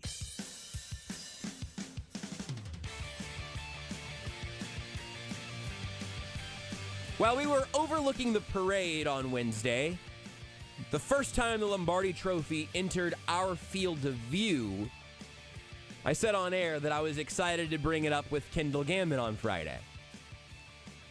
Kendall Gammon joins us now here in The Zone. I'm Joshua Brisco. Beards McFly to the side of the glass. Jason Anderson out today. And Kendall, I imagine you could probably guess the person who was hoisting the Lombardi as they drove past us that made me very excited to bring it up with you when we got a chance to talk today. I'm trying to think. Do tell. The one, the only, James Winchester hoisting the trophy off the front of his bus for Chiefs Kingdom to rejoice to. I really enjoyed a little long snapper highlight right in front of us as we broadcasted from down there. I like that, and I'm sure he appreciates you alluding to that being his bus. That's outstanding. It was the specialists' bus, so he and Butker and Townsend were taking their turns with the trophy, and they eventually, lateraled it back around. But man, what an absolutely buck wild Super Bowl, Kendall. How did you experience that one from wire to wire before we get into kind of the nitty gritty of it? Yeah, it was awesome. I mean, certainly the first half was kind of rough to watch, but I was actually encouraged because I felt like the Chiefs didn't do a lot, and they were still in the game, and just kind of felt like they were going to make some adjustments in the second half. And I'm going to tell you that second half, offensively, for Kansas City that's a Rembrandt in my opinion. That was impressive, and I don't want to take anything away from the defense. They kept the Chiefs in the game the first half, and they just played some really, really good ball. So, I mean, you're the Super Bowl champs, you win. There's a lot of good things to talk about in all three phases of the game won. Yeah, and how cool is that from all of the times that we spent talking this year, rightfully so, right, about the issues the special teams were having, about seeing where the defense might end up, and this new look offense where it really was a three-phase game. I'm gonna let you start with special teams if you have any extra thoughts on what we saw with Harrison Butker having the the issues of and going back to the field that took his ankle back in week 1, the slippage that everyone was suffering through in that game, and then there to ice it at the end where the whole operation looked clean. Kadarius Toney's punt return that had to make you as a Pro Bowl special teamer had to make you feel pretty good about how this team ended on that side of the ball this year. Yeah, it really did, and it was a flawless operation. And obviously Harrison would have liked to have made that first kick. It hit the pole, so off just a bit, but to have the ability to come back and hit the game winner. And I say all the time when I was snapping and for the kicking and everything that it doesn't matter what point in the game is, it's still the same kick. It's still 8 yards that you're snapping it. You're still setting it down, and that is true. But you've got to understand the gravity of the situation, which is this is to win the Super Bowl, and they did a nice job, and it's good. Dave Toub had so many different times sat in his office and talked, and this is a good dude. He's one of the best, and you got to love the fact that things didn't go well this year, and he would sit there and he would answer everything, and I thought he answered it pretty truthfully, even when maybe it would invite people to have a little more criticism. But I felt like he told you how it was, and you're right. Just so many good things about that. Kadarius Toney, what he did, and I mean, even getting on one punt, which I felt like we touched, and so he did some good things. you talk about a strong pickup during the middle of the season. And he already, I don't know if you've seen, already has a massive Chiefs logo and Super Bowl champions tattoo now on his rib cage. I saw that this morning, where it feels like he's embraced the Chiefs just as much as they've embraced him, which makes me really happy. On the moment of the idea of you're still snapping the ball and setting it down and kicking it, that's all well and good, but like you alluded to, there's still a lot of gravity in that moment. Can you help put us into that headspace at all of when you do have one of those snaps that means a little more, if it's the end of a game, if it's a big game, whatever it is, that is it muscle memory? Do you have that thought when you're standing over the ball of like, all right, don't bleep this one up, or is that out of your head by that point? That's generally out of your head. At least it was mine. And what you're always working for in sports in general, but certainly in the special teams games and the kicking, is unconscious competence, which is you don't have to think about it. Your body, the muscle memory, very much like golf. And so when you get in those pressure situations, your body knows what to do. Now, in football, snapping a ball, my body knew what to do. In golf, not so much. So kids were glad I played football for a living, because we would have been starving as a pro golfer. But that is what you try to do, and that's why you work so hard to get it ingrained in your system. Then from the other sides of the ball, you said it was a Rembrandt offensively in that second half. We've talked certainly about some of the scouting and the coaching and execution that went into it, but what was so clear to you that made it obvious that there was art being made in those last 30 minutes? Well, the two touchdowns where they were running the zip motion, which is the wide receiver coming in towards the center, and then right as the defense is bouncing it and trying to shift who's guarding who, they snap it on cue when they need to, and then Kadarius or I think Sky Moore the other side, making that pivot and going the other way and catching a touchdown without anybody within 10 or 15 yards around them. It was phenomenal. When I saw that, I was just like, okay, that was genius. And at the time, I was thinking, surely this has been done before, but that was fabulous. And what we've heard is, it has been done before. They've seen it for some other teams, but again, that shows you the X's and the O's of what goes on in football. And I've always said this, which is in football and everything that coaching-wise, I feel like Andy Reid's playing chess when everybody else is playing checkers. It's so interesting, too, because I think that's a part of the game that generally, I think it's gotten better over the last few years, but you'll know better than I would. But I feel like that is a part of it that a lot of fans and a lot of us in media even don't spend enough time trying to understand better. Even things like Andy Reid's first 15 being like an information gathering mission in addition to trying to score. Like that kind of stuff I think probably goes under the radar more than it should. Yeah, it does. First 15, they are designed to score, but more importantly, they're designed to, as you said, to see what the defense or the offense is going to play depending on which side you are. And each position coach has something that they're watching for to see how their opponent is going to deal with certain things. And then that information, you see the coaches writing down. They're writing down things of what they've seen or what they're getting communicated to through their headphones, and now they've got that information for later on. So more than likely, maybe talked about it, and I haven't seen it, but Andy knew what type of coverage and how they were going to play things once they got in the red zone, and more importantly, probably within about the 10-yard line of the goal line in terms of how the defense was going to bounce coverages and how they were going to deal everything. And it worked out that way, and that's what made it look so easy, and that's really what made it so easy was they just out-schemed them. Which is, I just have to imagine, such a crazy thing to be able to do at that level in the biggest game where everyone's been dialed in for 2 weeks trying to either make that happen or prevent that from happening to you. Where do you see the evolution of that offense going now as we have experienced different iterations of it over these last few years? Like, I don't want to go all the way to free agent previews or any of that, but with what we saw from Mahomes, what we've seen from how this offense looked, even as it sounds like Eric Bienemy is probably going to go to Washington and perhaps Matt Nagy returns to the OC job. What do you think we've learned about this offense this year? Well, what I'm going to tell you, I think most people know, and I know you and Jason have talked about it, which is it's Patrick Mahomes that makes it go, and certainly Kelsey to a degree also. But Patrick Mahomes doesn't have to have the top receivers in the game. It's nice if he does. But the other intriguing part about the NFL is the business side of it and the salary cap, and you have to manage it. When you've got a QB who's very well paid and should be, and quite honestly at this point in time is probably underpaid, believe it or not, then you have to understand that you've got other places that you've got to have younger guys step up.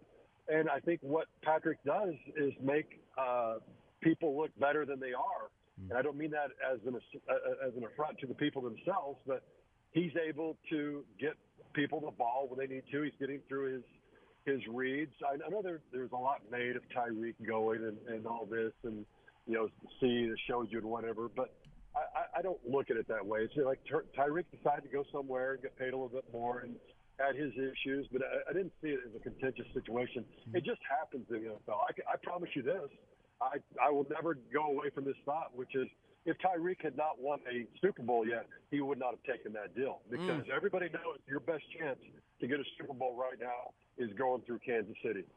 We talked about this a little bit earlier in the show, and I'm on some level, I don't know. I just don't know how much this can ultimately end up being a thing. But when you talk about, hey, your best chance to win a Super Bowl is in Kansas City, I'm sure that's a perk for a lot of guys, right? And you want to, especially if you're catching passes from Patrick Mahomes, that's got to be great for your career.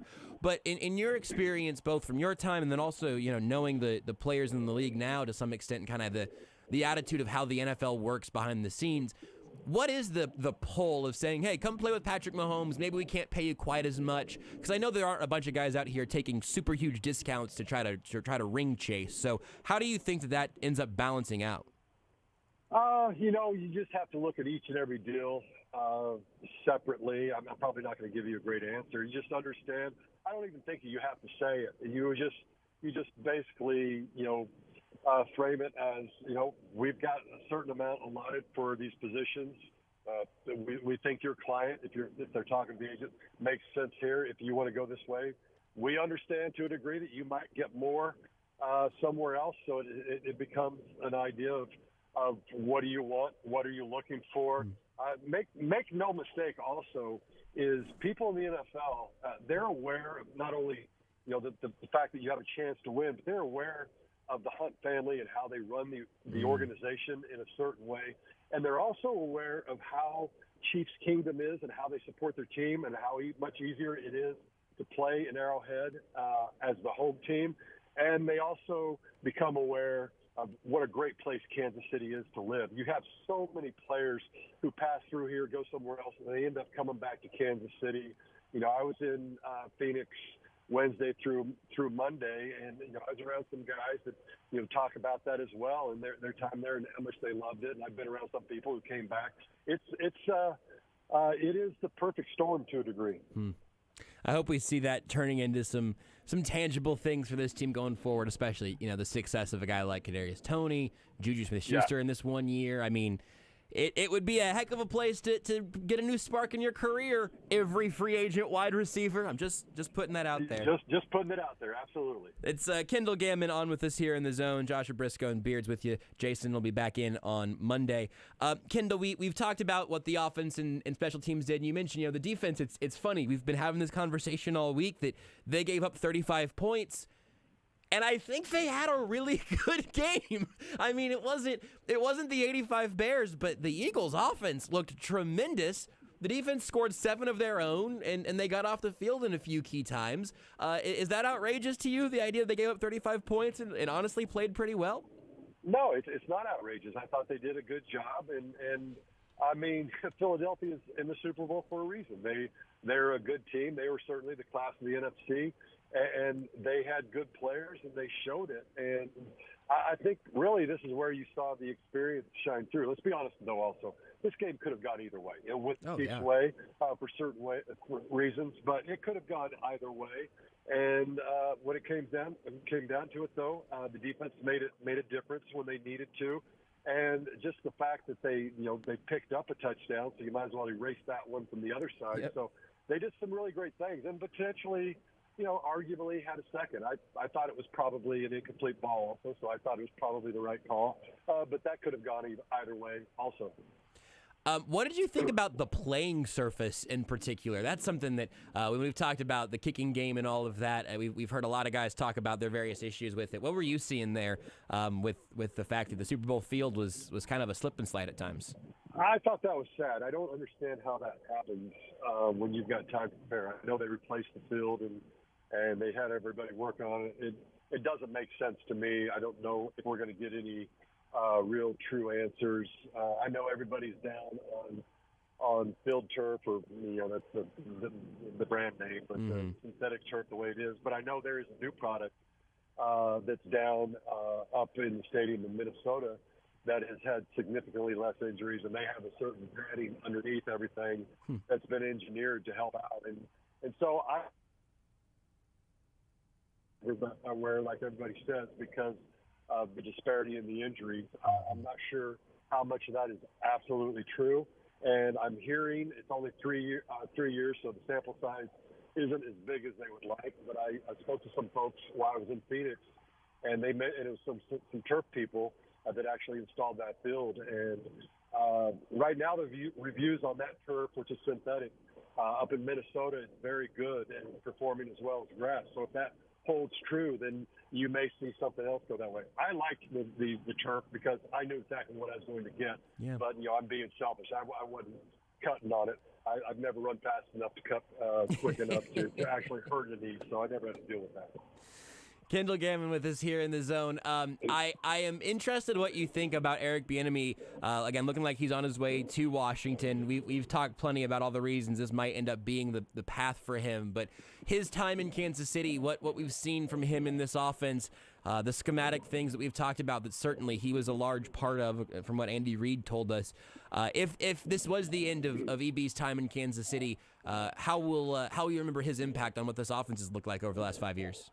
Well, make no mistake, he had an impact on it. The only thing you're going to say, and you have to say, is for the most part, Big Red called the plays, with the exception of when maybe he let him have a few series or even games when it made sense for certain things. But he's watching film, he's developing concepts, he's helping out with things.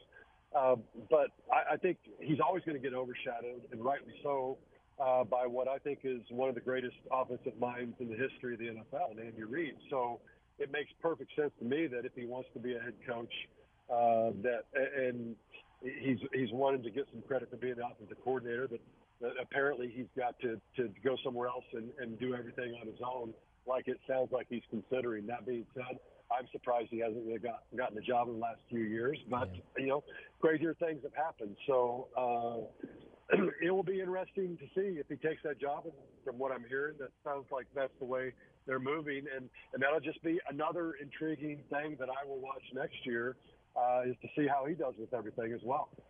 What are you looking forward to in terms of what the offseason may hold for the Chiefs? Again, not that we've got to go up and down the depth chart or anything like that, but things that you're excited to kind of see where they go, is this team has a lot of pieces that will definitely be locked in for the next few years, and just sort of what the evolution of the squad might look like as they attempt to, as we've said in the past, run it back.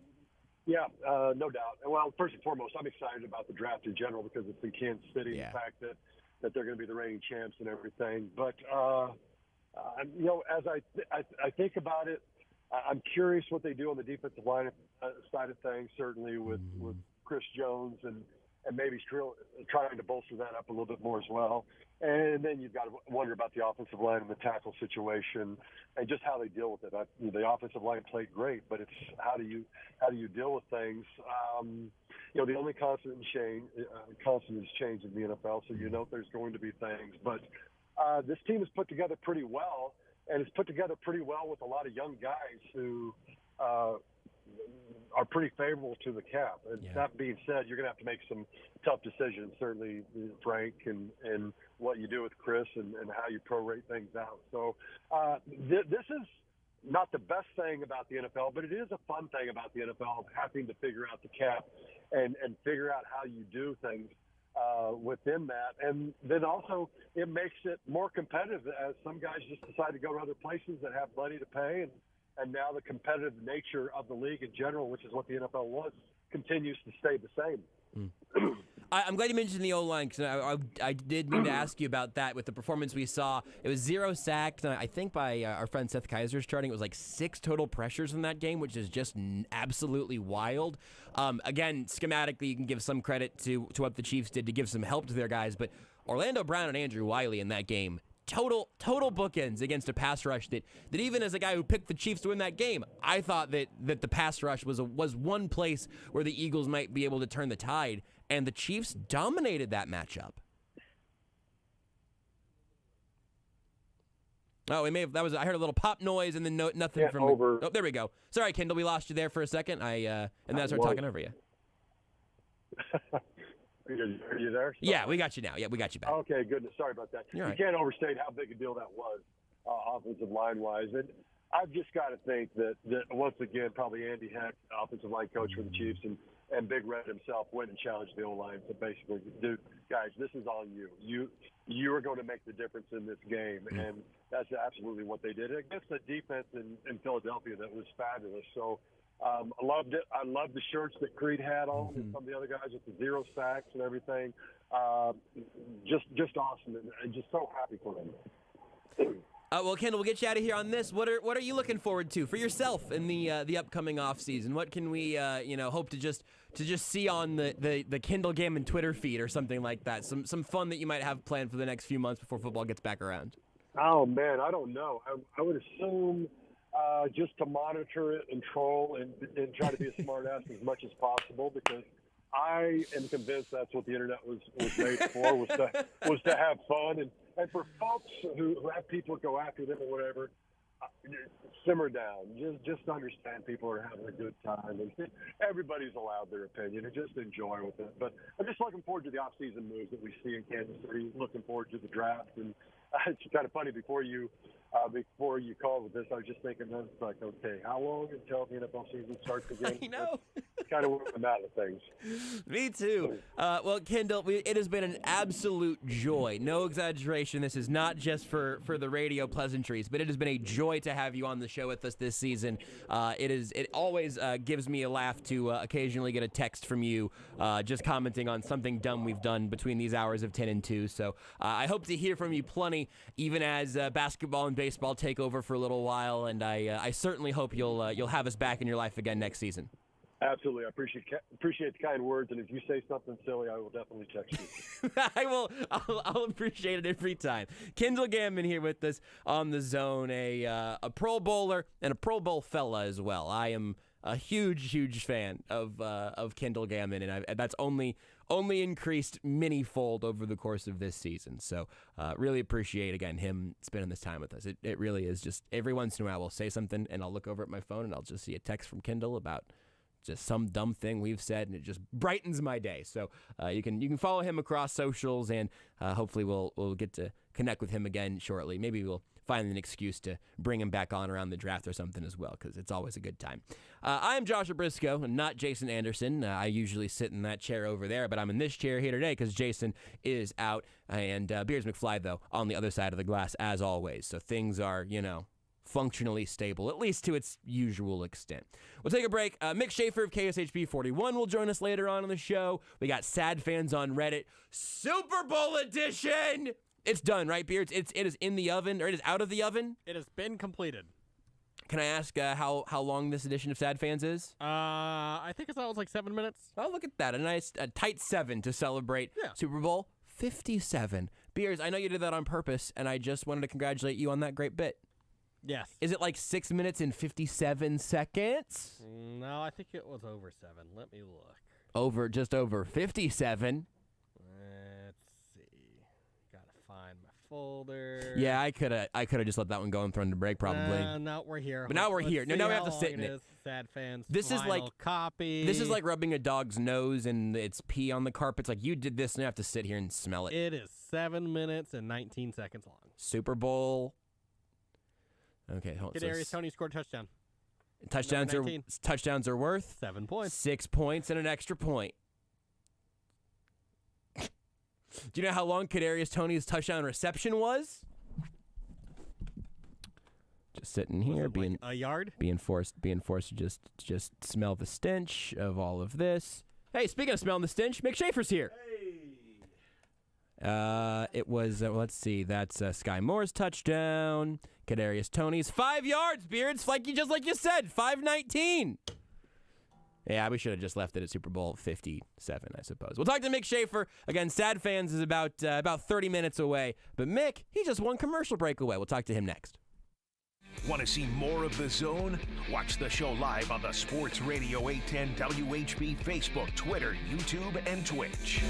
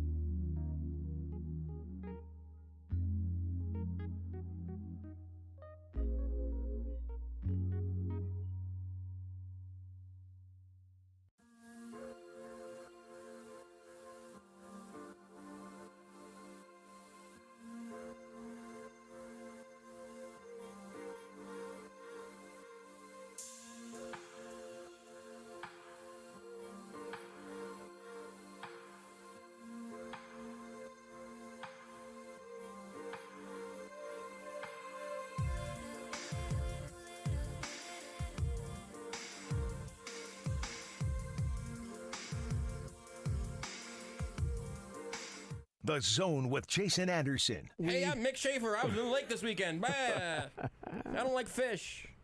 Hey, Mick. So, not even like shrimp or anything? No, I don't like shrimp and none of that. Interesting. Like I hate scallops. my family and fish. Weekdays from 10 to 2 on Sports Radio 810 WHB.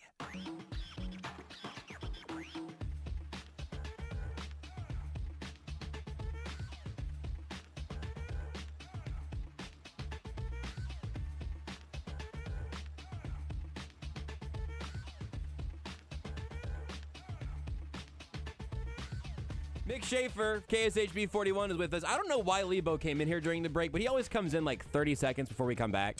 He's got to figure out this radio thing. Lebo, did you need something? You think like decade number 4 in the business. That's really when it starts to come together, I think. Yeah, I think that's it. The 4th decade's when it really, that's what I'm hoping, because I am no better at any of this than I was. Lebo's in his 5 or 6 years ago. 6th decade of life. I bet he loves having it framed that way. That's what I always tell people when they're like, when they just turn 29 or 39. I'm like, you know, you're in your 30th year of life. Nuh-uh. And then I explained to him, like, you weren't born 1, you were born 0. Yeah. Right? You had to complete a year before you became 1. So you've completed 29 years of life, okay? It's not like you're starting your 29th year. You've completed 29 years. Yeah. You're on your 30th year of life. So really, ages are years completed. Yeah. Not still pending, I guess. Yeah. Then there's the whole thing of like, you know, 2020 was actually the last year of the teens. Okay, now explain that one to me. Or I guess it would go the other way, right? Or was 2012 the first year of the teens? Well, the first being the first year, that's right? A bad I'm trying example to for decades. I would agree that 2020 basically didn't count. Like we can more or less, most of us I think kind of wrote that one off as like not a year that didn't really happen. The first day of the new millennium was January 1st, 2020 or 2001. Wasn't 2000. The first day of the new millennium was January 1st, 2001. Okay. You had to complete that 2000th year. So it was really Y2K was about getting through the last millennium. So it's the opposite of how you were born. Yeah. There wasn't a year 0, right? Right. Not that we were counting at the time. I don't know. Look, I mean, as far as I know, the world began 2023 years ago. That is as far as my brain can comprehend. The best, Louis C.K. has a great skit, a great set on this. He's like, what was it like when it was like the year -4? Right? It'd be very confusing. Or like the year 5. Wait, what year is it? It's year 5. I'm 38. How's that possible? How did this happen? Or it's year -10. Next year's -5. Oh, crap! What are we counting down to here? You think Jesus started getting worried around like -2? Is like, hey guys? Yeah, hey, so I've like, been pretty important, but I don't love where this is going. 1990 was the last year of the 80s. It's the 10th year. You're really freaking my bean right now, man. But no, you might. Like it. I'm not saying you're incorrect. I'm saying you're bringing some really challenging ideas. And honestly, like at this point, I'm just needing like a warm hug of like a familiar friend, like the kind you could get at Atomic Cowboy Sports Saloon. As seen on Food Network, diners, drive-ins, and dives, and Man vs. Food, baby. You can get it at 42nd in Pennsylvania in Westport. Fat Sully's, Atomic Cowboy. It's Fat Sully's and Denver Biscuit Company in the morning, Fat Sully's in the night, and I just love I love the whole thing. It doesn't matter what year it is at Atomic Cowboy. I love your segues. We didn't do like a remote there, and it doesn't have to be like a scheduled thing where salespeople make a ton of money. Let's just go.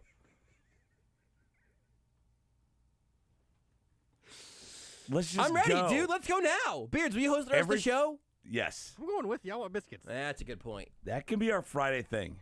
I would love that. Let's just go.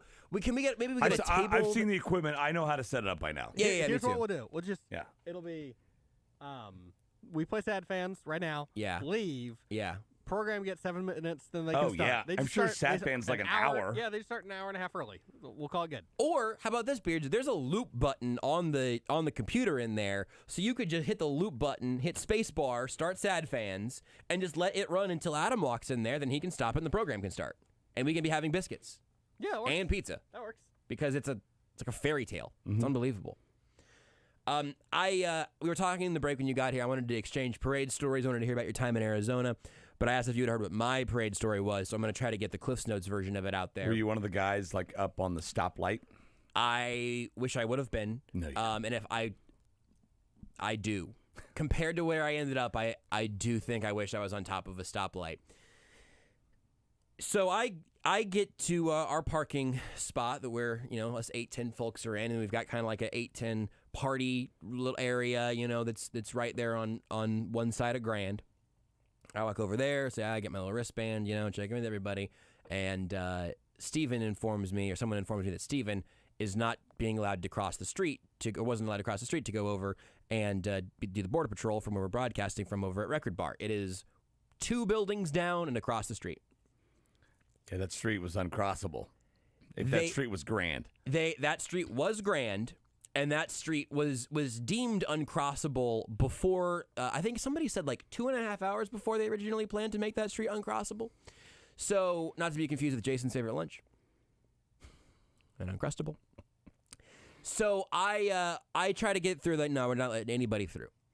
So, I'm trying to figure it out. Lebo's like, hey, if you go down to 20th, you can there's the lofts down there. There's like a walkway kind of underneath or whatever. So, I go, all right, fine. I'm bleeping walking. So I walk down there and I hit every fence. I am inching along that entire like block from 20th to 22nd basically. Is there anything here? I walk down to fences with barbed wire at the top of them. There was one fence that in retrospect I wish I just would have jumped and then just risked it all to see, because my leverage, I would have survived that one. I don't think I would have impaled myself on it. Didn't happen. I'm asking, hey, is there a way to get under here? Is this open anywhere? Nobody's got anything for me. I just keep going. I get down from 16th to like down past all of that by another couple of blocks. And a guy, I say where I've come from and where I'm trying to get back to. At this point, it's about 9:45. I've been walking for half an hour, and the show starts at 10. Jason, meanwhile, arriving later than me, got the news, do not park on that side of the street because you cannot cross. So the late bird gets the worm. Jason's there at 9:55. At 9:55, I am near Union Station because one of the cops had told me, I told them where I was going. They went, you holy just bleep. Around the hole. I went all the way down to the field area, but from the Union Station up to the memorial.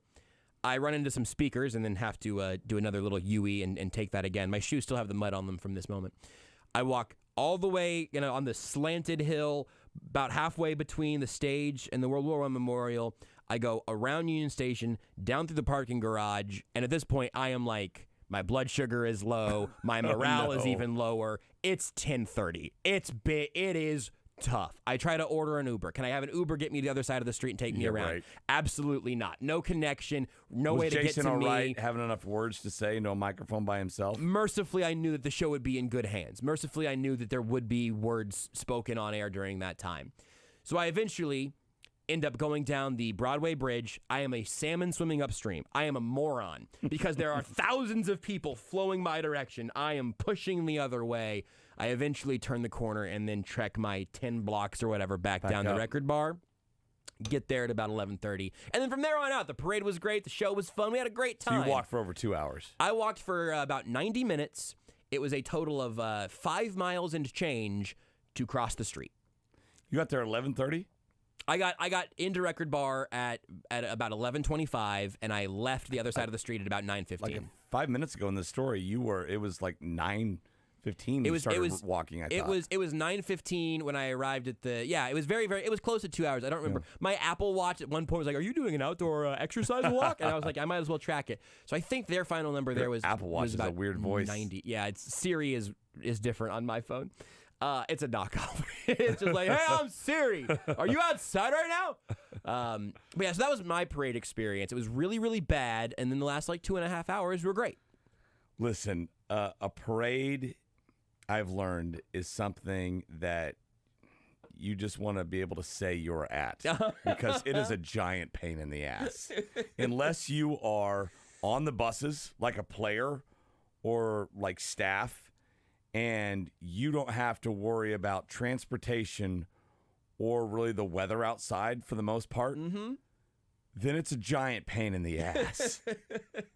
Everybody thinks so. I mean, everybody, let's go to the parade. And then, okay, it takes you an hour to drive down there. Normally it would take you 20 minutes.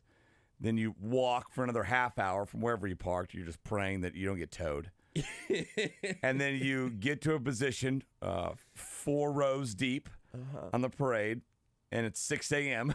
because there were crazies that got there at 10 p.m. the night before. Yes, I saw someone tweet a spot they were camping out from by the stage. Yeah, by the stage. Dedication, unreal.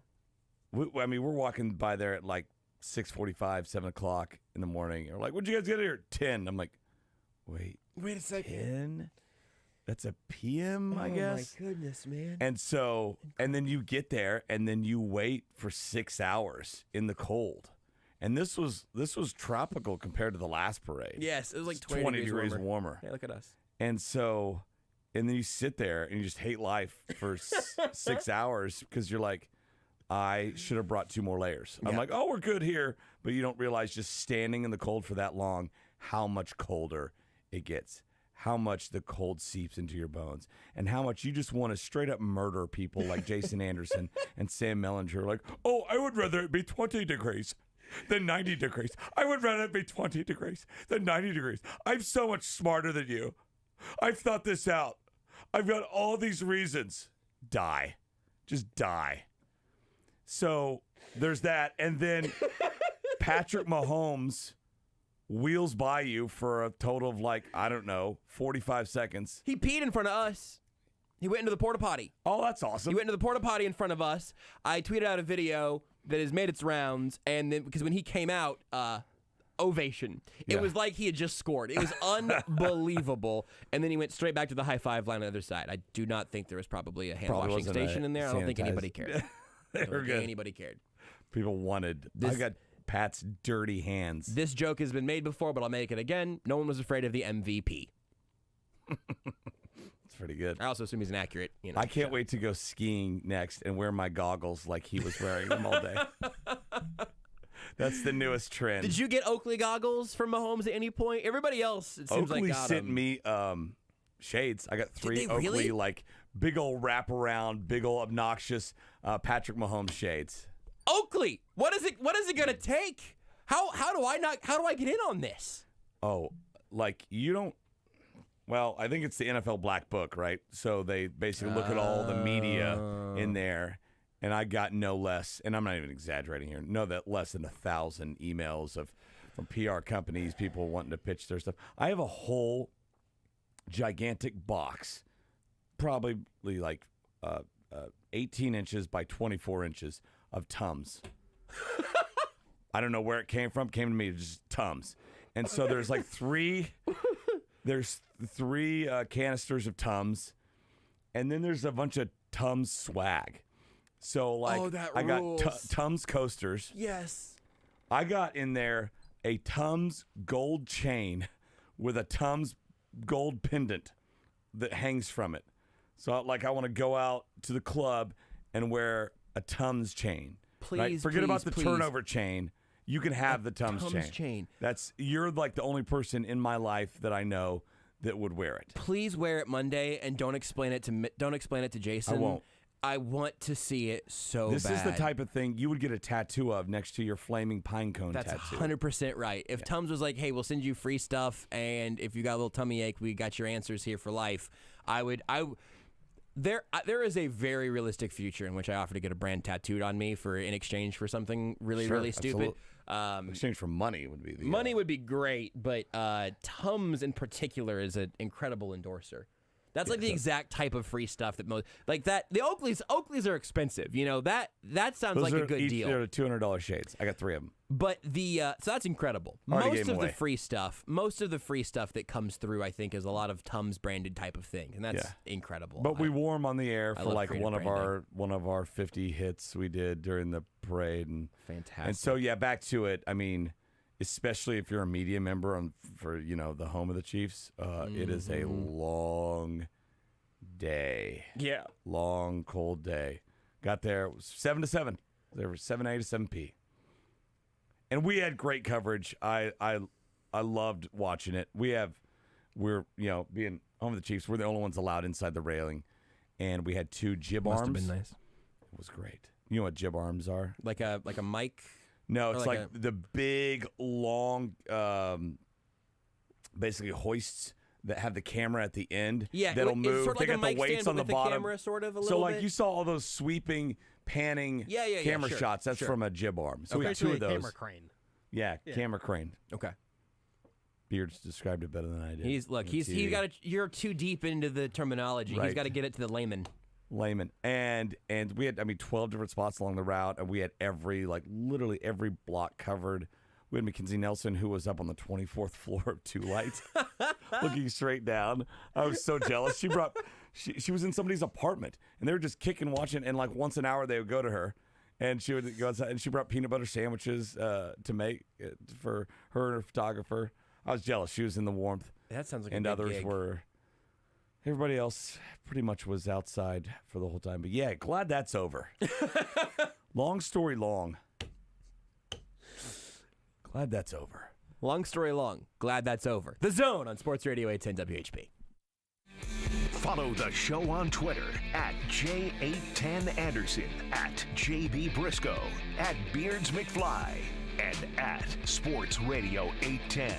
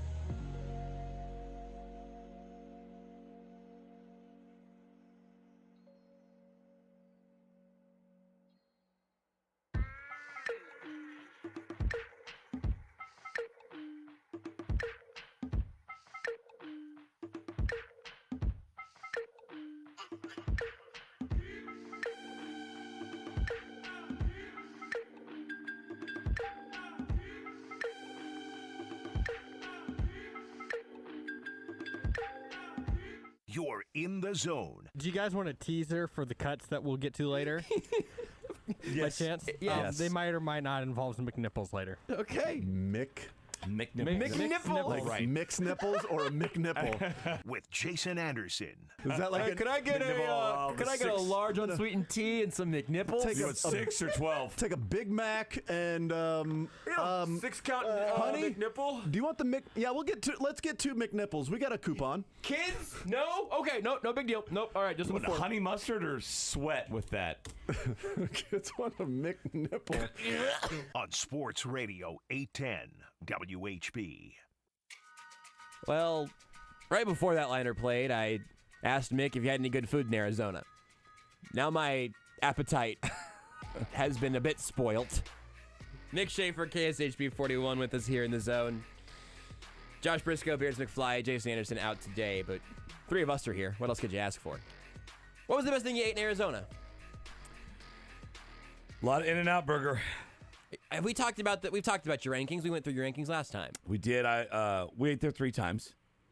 You were there for like 10 days, right? Yeah, but the 3 times like in the first 2 days, and I'm like, okay, that's fine. That's okay. That's a good way to do it. We did. You've had. We did like some really fancy Mexican food and like some really hole in the wall Mexican food. That's the way to do it. That was probably the best. Absolutely. We went. I went to like a really nice brewery. Had a big old Nashville hot chicken sandwich. That was pretty good. It's pretty far from Nashville. It is. Say that, but it stayed hot. The Southwest can have spice translate. I think I would trust their Nashville hot. Did some blue meth. No, that was the state over. That's in New Mexico. That was a great Super Bowl commercial, though. I thought with the chips. The chips. Yeah. With the Breaking Bad cast there. That was really good. So yeah, I would say the hole in the wall Mexican food was the best. Do you have a go-to thing you order in a hole in the wall place? Or you asking like a waiter or something? What's your strategy? Lots of enchiladas, and I want the cheese enchilada. I want the chicken. I want the beef. I want it all. Right? Give me the rice and beans. You want the variety pack. And just keep those chips coming. I'm so hungry, man. I love Mexican food so much. It's like some authentic stuff down there. I've been to Arizona a lot because my grandparents moved out there when I was pretty little. But now when I think about it, going back out, take another visit, like I just want to turn it into a food tour.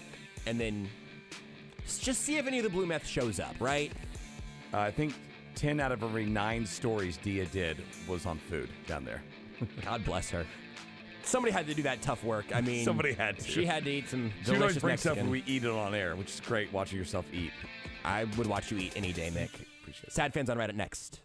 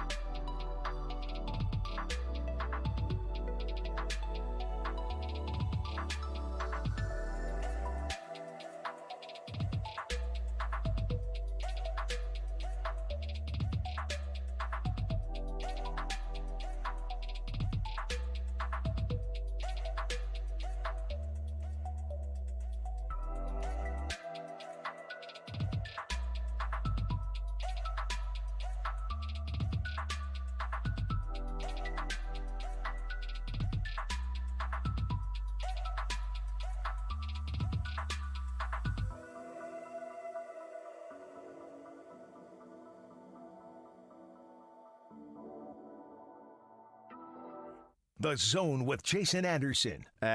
Well, I guess they did in the last, but they took the shot with 15 seconds left. Grady Dick could have pulled it out, but then he decided to go and attack, and he could have stopped attacking. Sorry.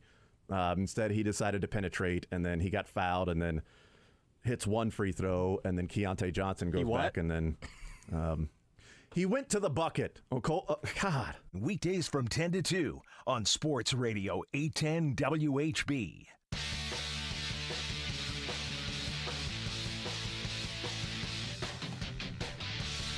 Mick Shaffer of KSHB 41 just gave me some great homework in the break. An extended edition of what we around here call the pun name game. I call it before and after. There was Wheel of Fortune yesterday. Had a before and after. They have it often. Really? And it was suggestion box of chocolates. Wow. Okay, so we are mainstream here now with the before and after game. I just wrote down a phrase. I'm just going to say this one out loud. So if you're listening now and you play Sports or Leisure next Thursday, if I remember and you get lucky, you might just get Michael Scott Calvin. I just wrote that one down. Who's Scott Calvin? That is that's Tim Allen's character's name in the Santa Claus. Oh, okay. Before he turns into Santa Claus. I don't know why that. Sometimes they just. I could also do Michael Scott. What Lang? Is it Lang Beards? Is that Ant-Man? Scott Lang? A famous person named Scott. You could do that. But these are fictional. This is a fictional character one that just showed up out of nowhere. Michael Scott Lang, Michael Scott Calvin. I'll continue to evolve it, but Michael Scott Chasen. That's a good one. Now we've got a good one. Fictional. Well, no one's actually seen Scott in real life. It's a true story.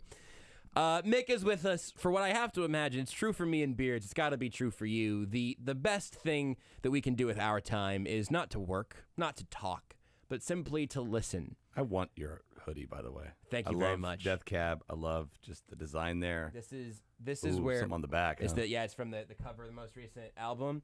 I appreciate you being on the Death Cab train with me. They named that after like some random comic book. Is that right? I didn't know that. From a long time ago. I need to figure that. I've been curious for a while. It wasn't even the name of the comic book. I think it was just that one issue for that week. They called it Death Cab for Cutie. He was like, okay. All right, band name. Boom. Band name. Called it. I've been thinking for a while. I'm sort of surprised that in their later years they haven't just tried to rename to just like Death Cab. Cab, try to go maybe just the two. But all their merch has the full Death Cab for Cutie. They were at the Midlands. The lead singer is Death Cab. The whole band is for Cutie. That's right. That's right. Or no, but the band would be Death Cab. Lead singer's Cutie. It's like Cutie and the Blowfish. Cutie and the Blowfish is the spin-off cover band. When Darius Rucker does nothing but Death Cab songs, it's Death Cab for Hootie. They were at the Midland Monday night of media night down in Arizona. So you were talking to Colin Saunders and Jarek McKinnon and the gang, and I was vibing out with a few thousand of my closest friends. It's a good time. Yeah, they're the Midland, right? They're going to sell out T-Mobile. So they're kind of overall like a niche band, but they shouldn't be. And they've been they're great. They've been that for forever. Like 20 years now. Probably like my age, right? Or older. Yeah. Let me see how old Ben Gibbard is really quick, and then we can. He's got such a distinctive voice too. You can always tell a Death Cab song. He's 46. Just barely older than me. It is wow. Death Cab for Cutie since 1997. The overall.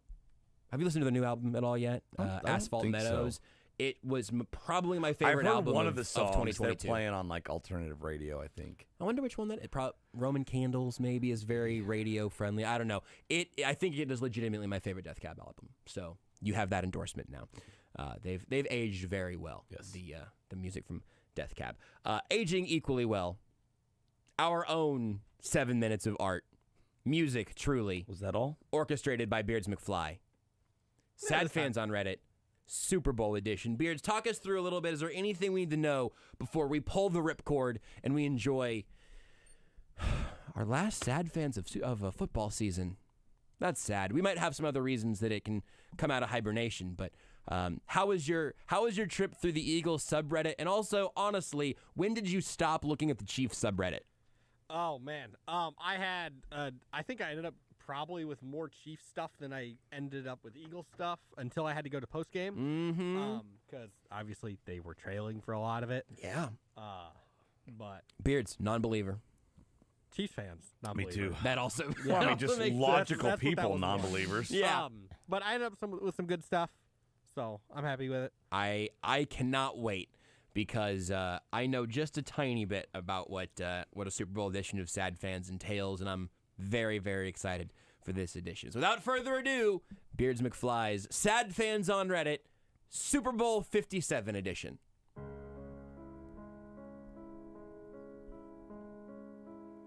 And now, a list of things that Philadelphia Eagles fans said on Reddit after not winning the Super Bowl. Is there a word for that? Nothing says a 6:30 start time like 6:45. Might as well have started the pregame show yesterday. Oh, shit. Elon's rooting for the Eagles, LOL. Travis Kelce needs to be tested. He looks like he's on steroids. Pacheco as well. This defense is shaky. Harrison Ford is 80. How the is he still doing this? Epps is literally the last guy that you want on Kelce. What the Ref script is showing early. Yet another slip on this bum-ass field. I want to die. So we now let the defense call flags. Nice.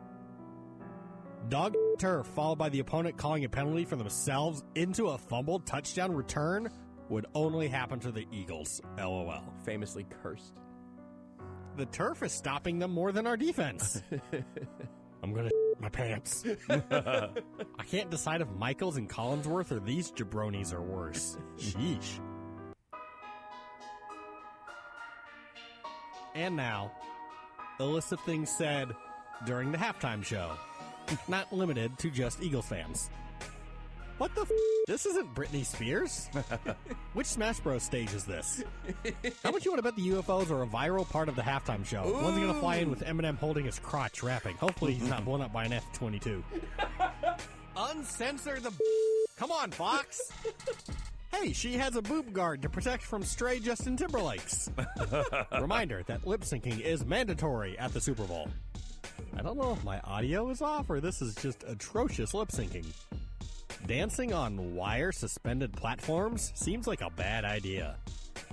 Another year, another NFL thread full of people that only want to hear Leonard Skinner. LMAO. 5,000 dancers just updated their CVs to say that they were a part of this year's show, since no one can be identified.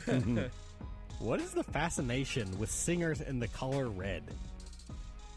This is definitely the most OSHA uncompliant halftime show of all time. The lack of handrails is concerning. I'm digging the Rihanna Squid Game show. How tone deaf do you have to be to use a Yay song right now? What a good song! I wonder who made it!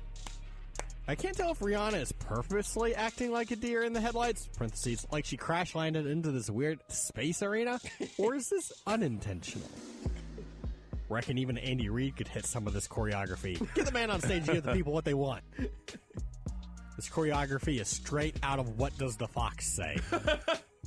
Nothing makes more sense than snowsuits in Arizona.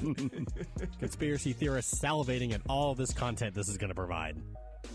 And now, the winner of things that NFL fans said during the Super Bowl halftime show. I bet there's people in Kansas watching this thinking this has something to do with the Illuminati. They keep canceling Eagles catches. This is rigged. Wait, so what the they can challenge it? Defense, please! Super Bowl commercials when your team is losing is torture. It really doesn't matter how talented your defensive personnel are when the defensive coordinator is a dumbass. Every single time we face a good quarterback, we get absolutely torched. Every single time. Bend, but don't win the Super Bowl. Wow. Y'all gave up so easy. Bunch of Zero tackles for loss. 0 sacks. 0 turnovers with this talent. Get Gannon off my team. Gannon with the heart of 1,000 sons. How can you have someone unmarked twice inside the 10 yards of the end zone? The story of the game is Andy Reid is better than Jonathan Gannon. How the is he running with a bad ankle? Painkillers for Super Bowl MVP. Chiefs fans, put some respect on our name.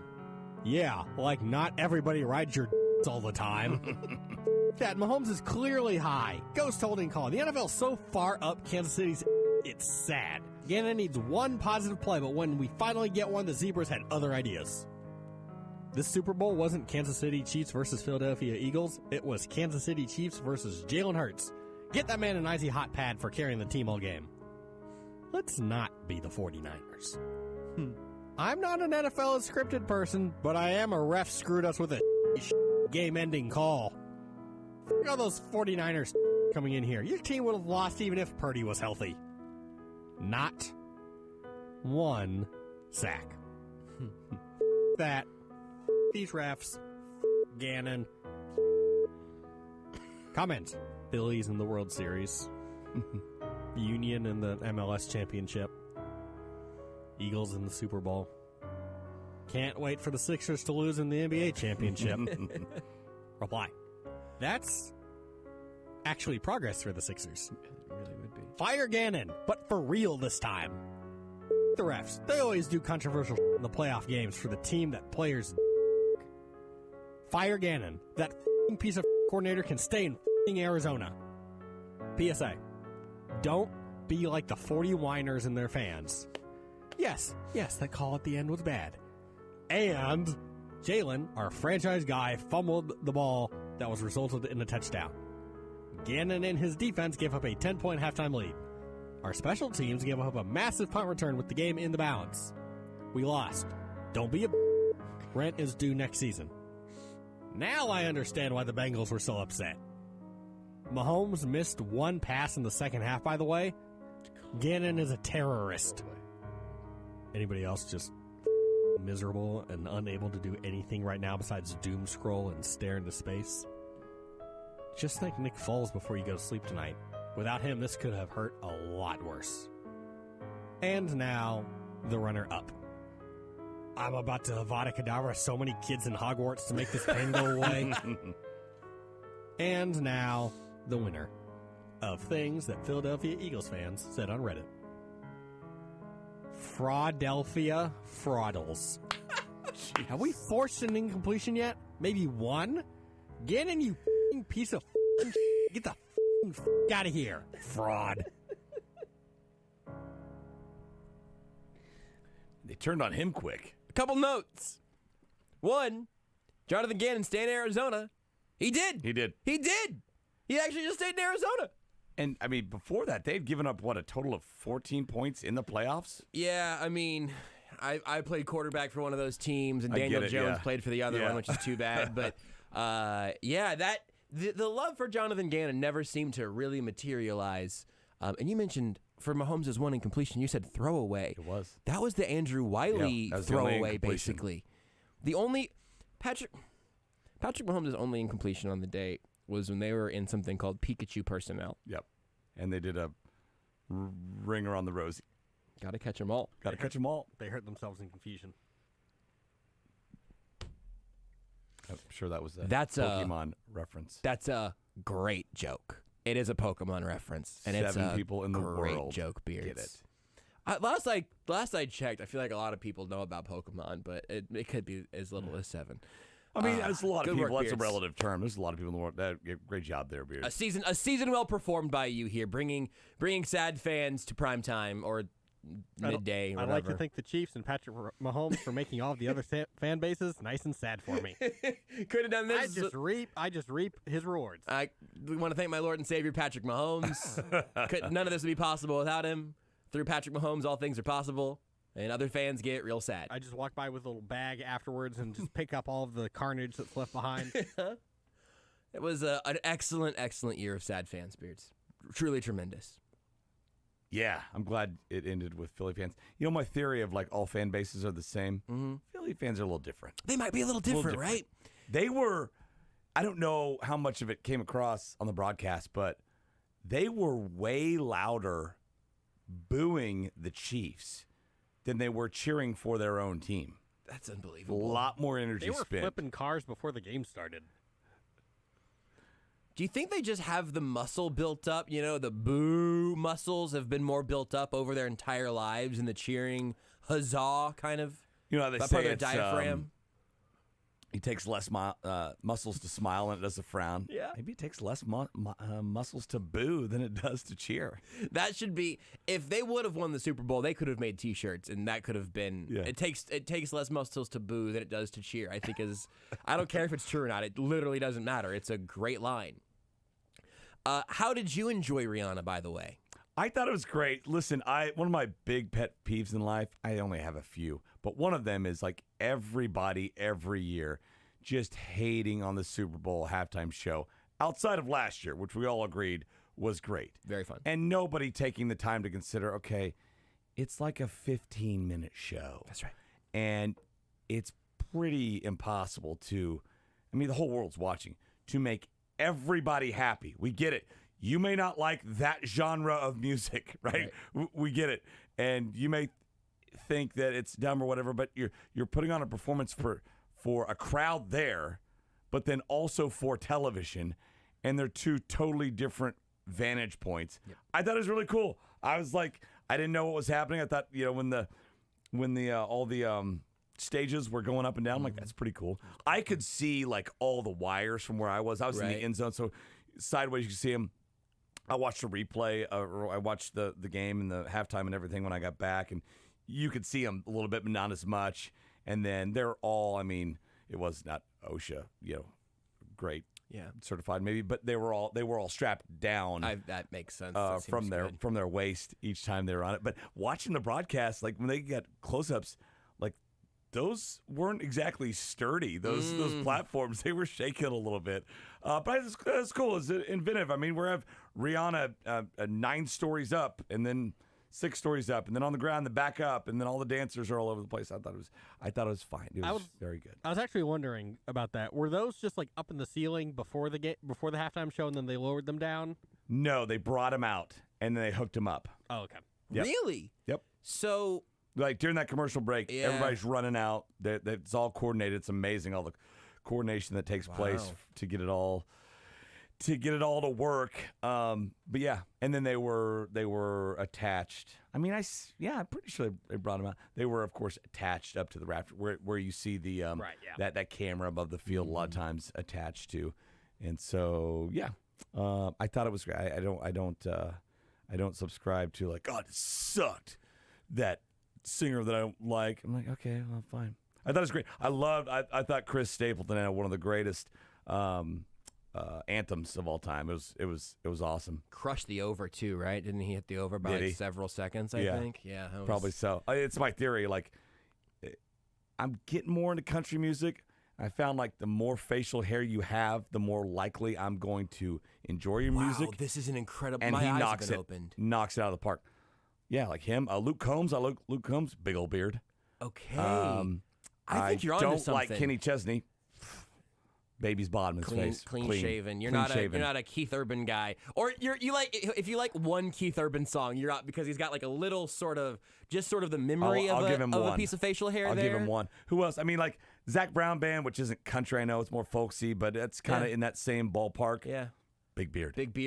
Yeah. I think the more you look like Zach Galifianakis, love Chris Stapleton, the more down I am. Like before I even was getting into country, like his songs were like this is awesome music, and he has a really long beard.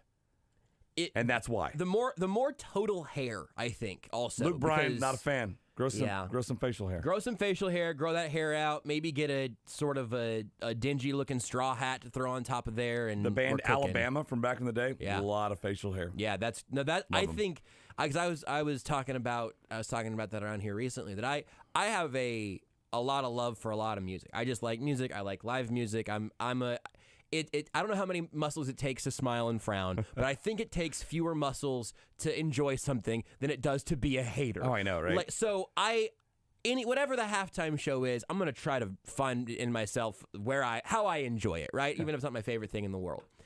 But modern sort of pop country music is the one genre that I have just not been able to find really much anything with. I think they lost me with that song about "Want to Roll My Windows Down and Cruise." I think that was my last attempt. I think there was like a Jason Derulo verse or something in there. There's a lot sillier lyrical songs than I'm that. sure. But that one was too popular to avoid, and I didn't care for it, and so that might have been... The Applebee's song didn't bring you back? No, it sure did not. He's got a beard. Sure did it. He's got a beard, Walker Hayes. There's an exception to every rule, because...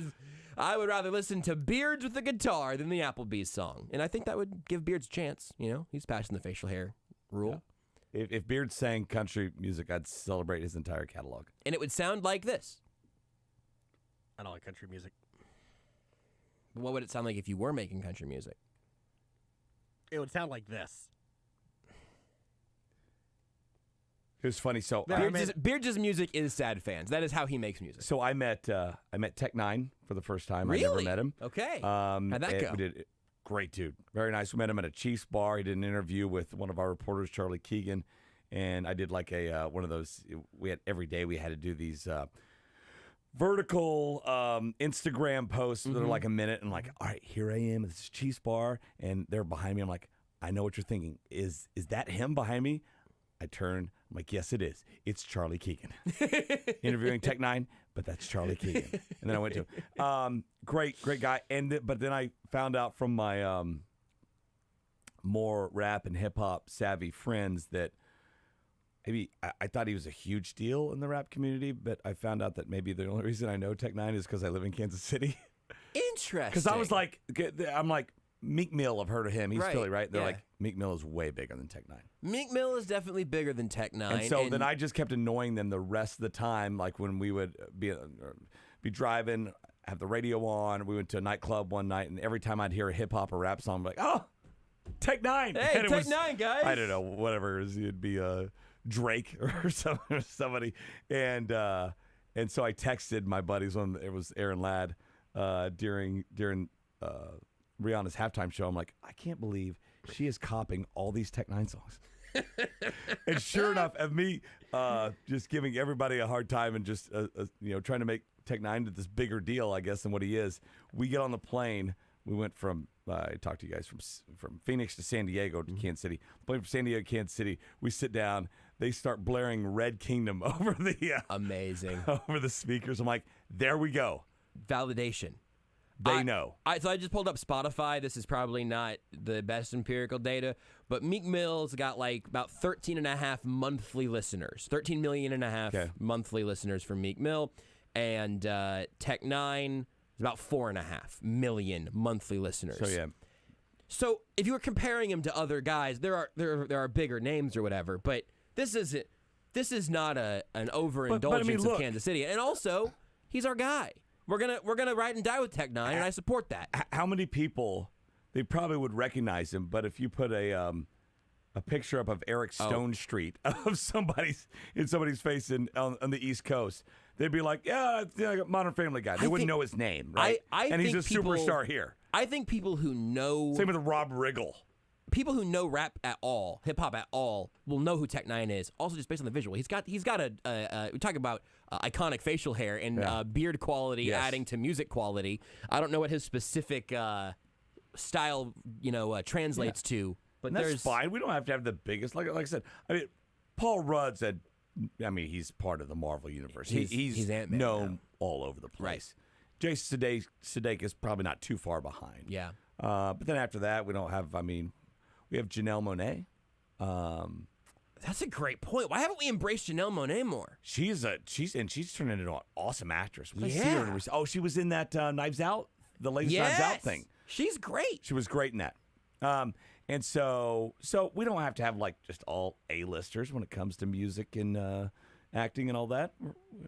We're Kansas City. I get it. We have Don Cheadle. We've got some good people. We got some good ones. I'm not here to feed it in. Ed Asner, rest in peace. We've ended up with Henry Winkler.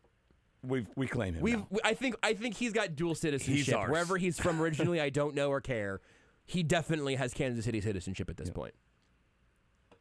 I'm mad that we haven't done more to get Janelle Monáe and Sorry, that was a quick Google for dual citizenship. Is my Apple Watch just pulled that up? That's for Henry Winkler, not myself. We can take a timeout though because we got a super edition of the Cuts to wrap up the show. In the last segment, we'll come back and I'll try to figure out if Janelle Monáe has ever worn any Chiefs gear next. Follow the show on Twitter at J810Anderson, at JB Brisco, at Beards McFly, and at Sports Radio 810.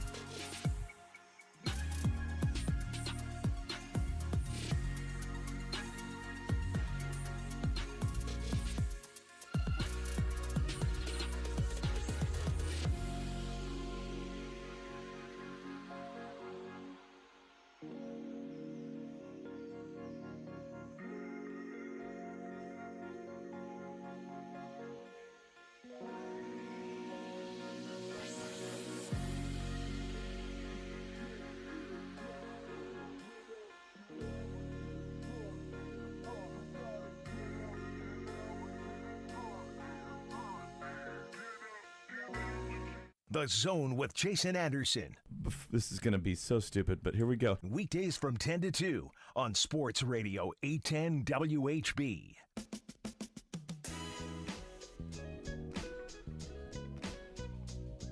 Man, Beard's not reading the room. We're jamming to some fun in here, and he's playing this. Unless this is like a fun song. It's royalty-free fun is what this is. This is for the video when have you streams. guys... Oh, I see. That's when you have to worry about the royalties. We've gone royalty-free since the video streams popped up, and it's good for the podcast feed that way also. Nobody can get mad at us for leaving the music in for the podcast feed instead of it all just being a cappella.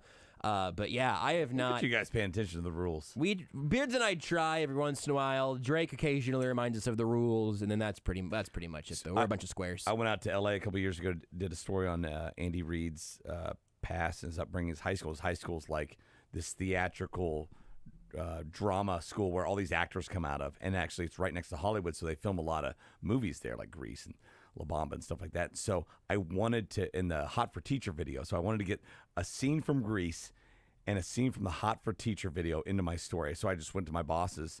I'm like, what do we have to do to get this in? They went to their bosses, lawyers upon lawyers. They finally got back to me, and there were rules and everything and time limits and what I could and couldn't do with the video. But I finally got to put in Hot for Teacher in my story. That had to be a career highlight. It was big. I'm like, because I thought for sure the answer was going to be no, because we can't put any music in. Like, I think we almost, I don't know if we did for the parade, but even if there's kind of like ambient gnat sound noise beyond us in some sort of live shot, we have to write some report up about it.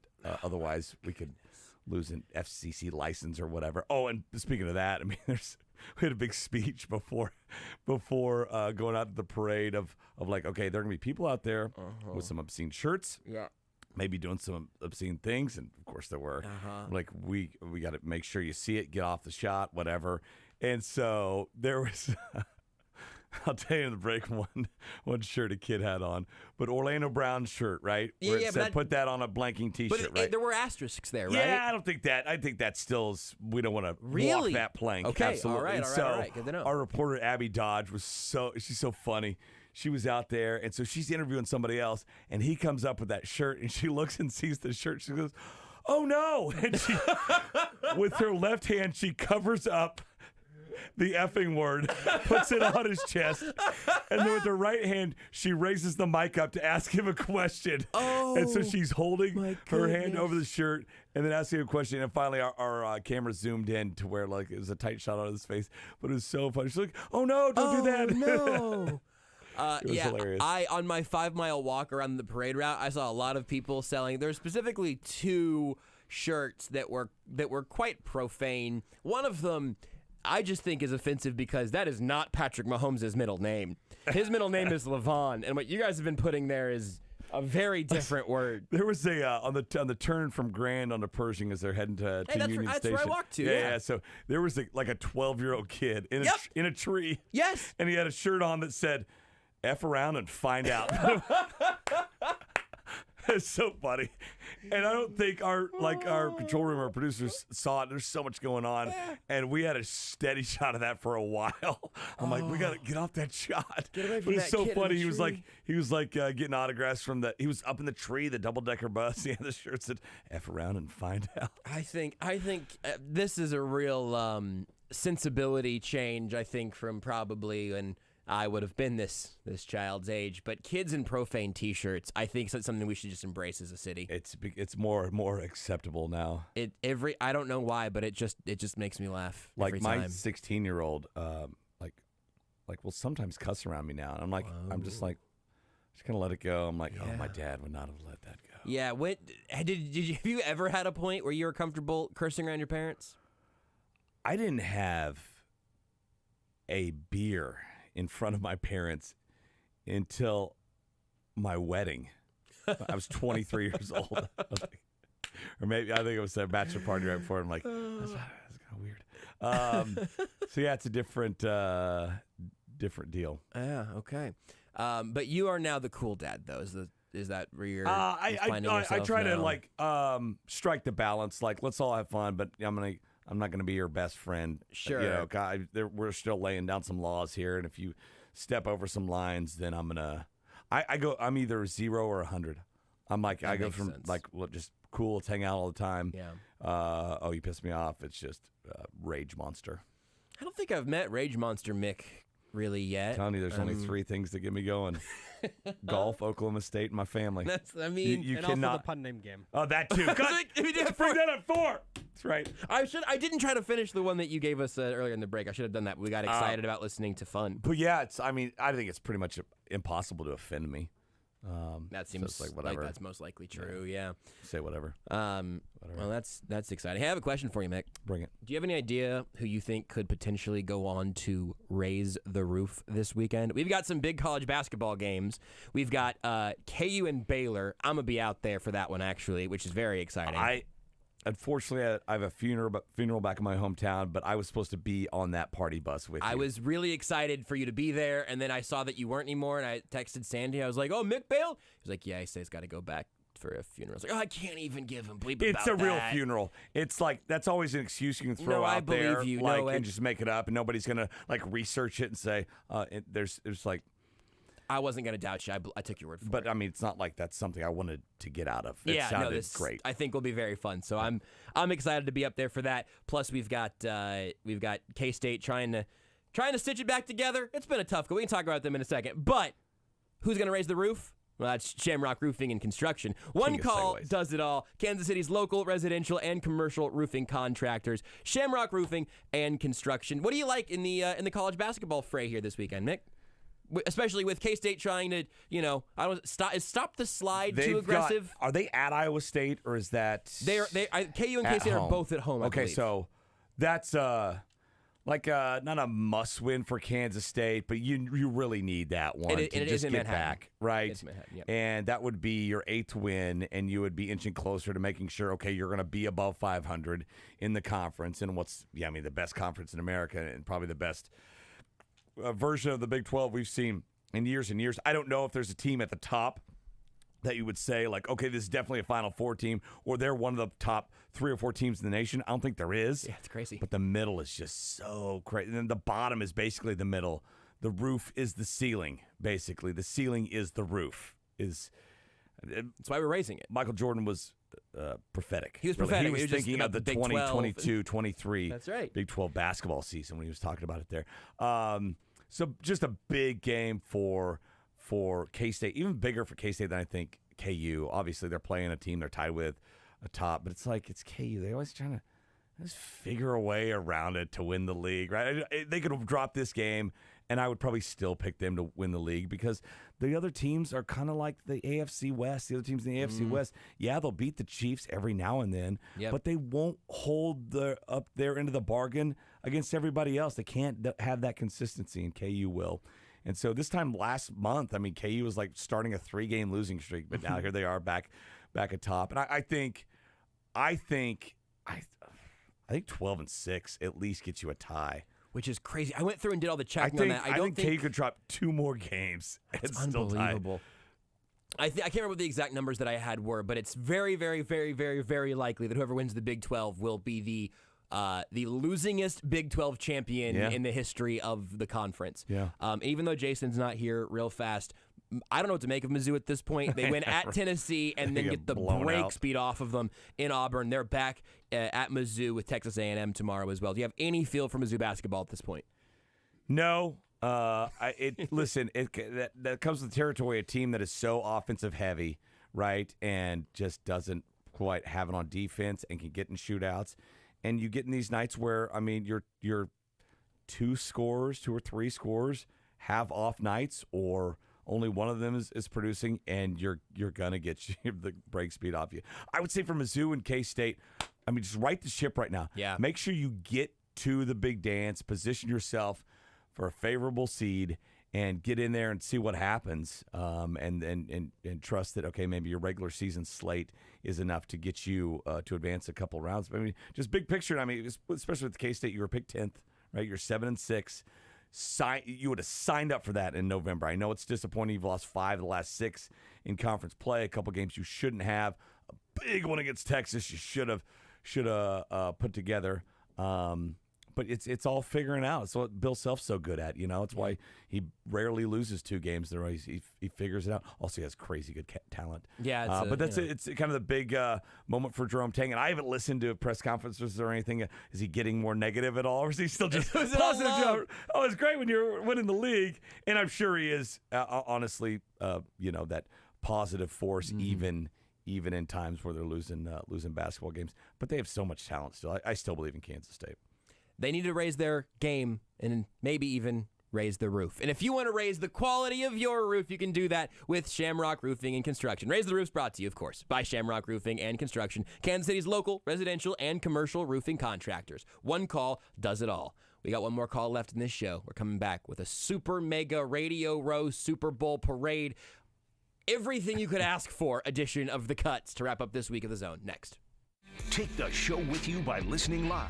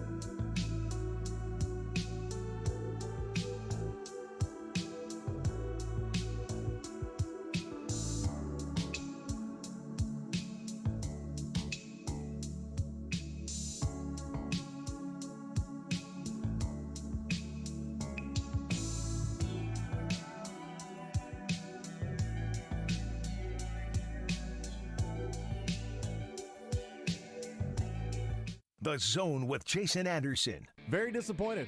I wanted to play like 30 more cuts. Should have Are broke. you hiding them somewhere? Weekdays from 10 to 2 on Sports Radio 810 WHB. We got a supermassive edition of the cuts. Going all the way back to Radio Row. We didn't do cuts last Friday. Beards has a bunch of them. Beards, cook for us. Laura, how are you, ma'am? I'm wonderful. How are you? It's Friday, right? That was on Tuesday or Wednesday. Laura Oakman of Westwood One. She was great.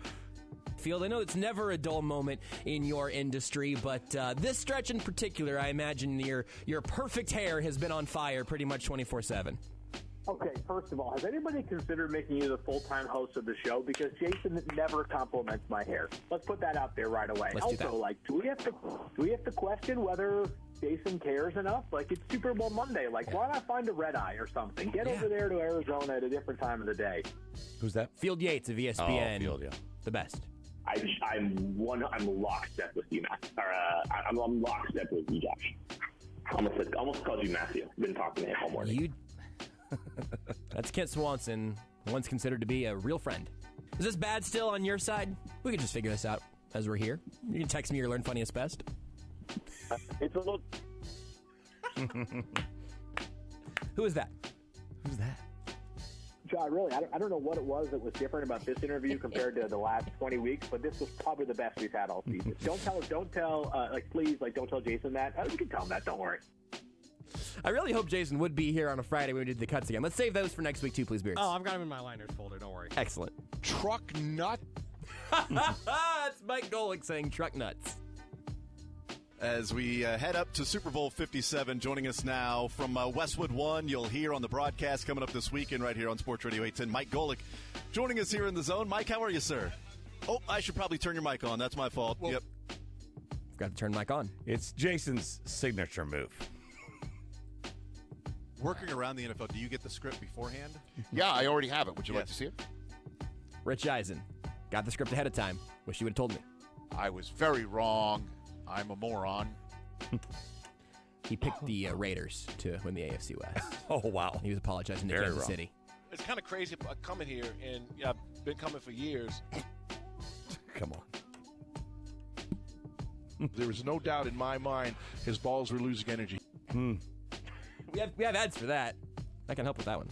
Are you over 2015 Mets and Royals yet? Yo, you're just abusing me on this show right now. I am really being a jerk to you. I don't know why, man. This is ridiculous. Who set me up for this?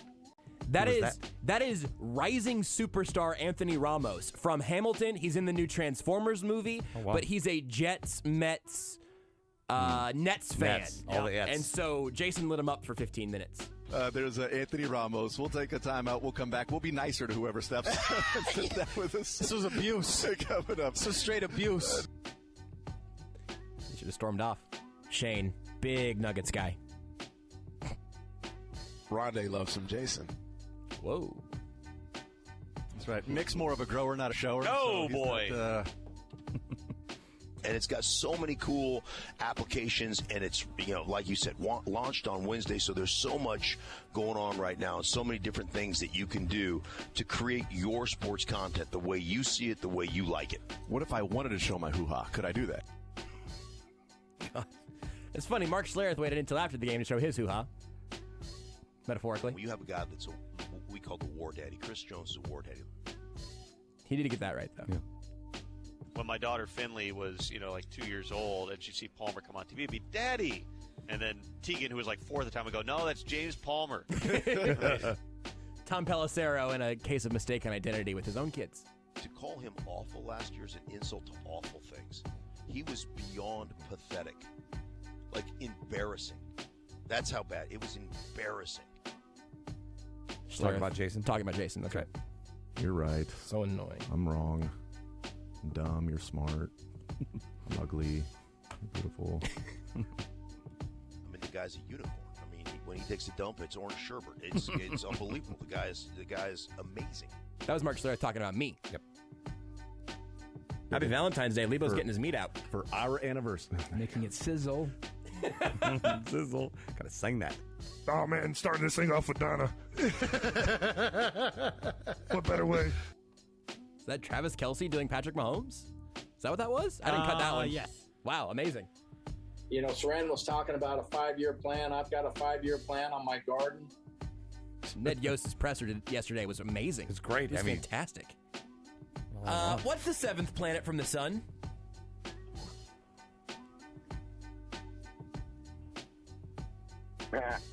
Uranus. Uranus. That was sports or leisure. We also would have accepted Uranus. We sure would have. Leisure, please. Oh, na na na na. So good. I think we actually got through them all. You think so? Yeah. I feel like there might have been a couple stragglers left. I don't know. We got nut. What was that? So which which Tech 9 song was that in? It was. I don't remember what it's called. It was definitely a Tech 9 song though. Leisure, please. Oh, na na na na. He went for it on that. He did, man. I appreciate him laying out. My brother's already made shirts on that. I was like, I knew he would, but I'm like, how do you spell that? Ooh, good question. He found a way. I saw the shirts. Shirts are great. And it's got so many cool applications, and it's, like you said, launched on Wednesday, so there's so much going on right now, and so many different things that you can do to create your sports content the way you see it, the way you like it. What if I wanted to show my hoo-ha? Could I do that? That one really got Beards for some reason. That one tickled me. Where did it tickle you, Beards? Tickle your ammo? Truck nut. Laura, how are you, ma'am? I'm wonderful. How are you? It's Friday, right? It is. Yeah. That's why I put that. That was also like on a Wednesday. Yeah, it was definitely Tuesday or Wednesday. It was certainly not. I think it might have been on Tuesday, actually. I felt her. That's my spirit animal right there. Yeah, I feel seen every day. That one really got every all of day us. was a Wednesday down there. There was no doubt in my mind his balls were losing energy. Did I mark who said that one? I don't recognize. That was Jaws. Excellent. Rondé loves some Jason. That's a Hall of Famer, by the way. Who was it? Rondé Barber. Oh, that's right now. Yep. Rondé Barber. Wasn't a Hall of Famer before he talked to Jason. Talked to Jason. Turned him into one. Bronzed. Oh, man, starting this thing off with Donna. What better way? Did you watch him on Fallon last night? No, I didn't. I missed it until it was live happening. Yeah. I wasn't. I don't remember what I was doing, but I wasn't paying attention. It was great. Leisure, please. Oh, na na na na. Well, it's so. I mean, he finds the perfect things to bring back. It's unbelievable. Truck nut. He was so confused by truck nuts. Mike Golick. Yeah. Was he familiar with the concept? Do we think? I don't think he was. Well, this hour and a half or so with you, Mick, it's been nuts. Thank you for being here. I was missing one. I got Michael Jackson, something, Burning Man on the Moon, walking Taco Bell boy George Michael. And it feeds itself. Keep going. Burning Man on the Moon. Michael Jackson, Mississippi, Burning Man on the Moon, walking Taco Bell boy George Michael. Jackson, Mississippi, Burning Man. Keeps going. This is the pun name game that I've never seen before. Yeah, we should. I mean, it's Are those it's a level puns, too high. Or for is it just like Chris Paul George? Yeah, it's not. They're not puns. It's before and after. Well, look, if anything's been consistent, it's that no one really knows the rules to this game. We did our best anyway. Mick, thank you for being here. Have a good weekend, everybody. Happy Friday. Bye, Mom. Bye, Michelle.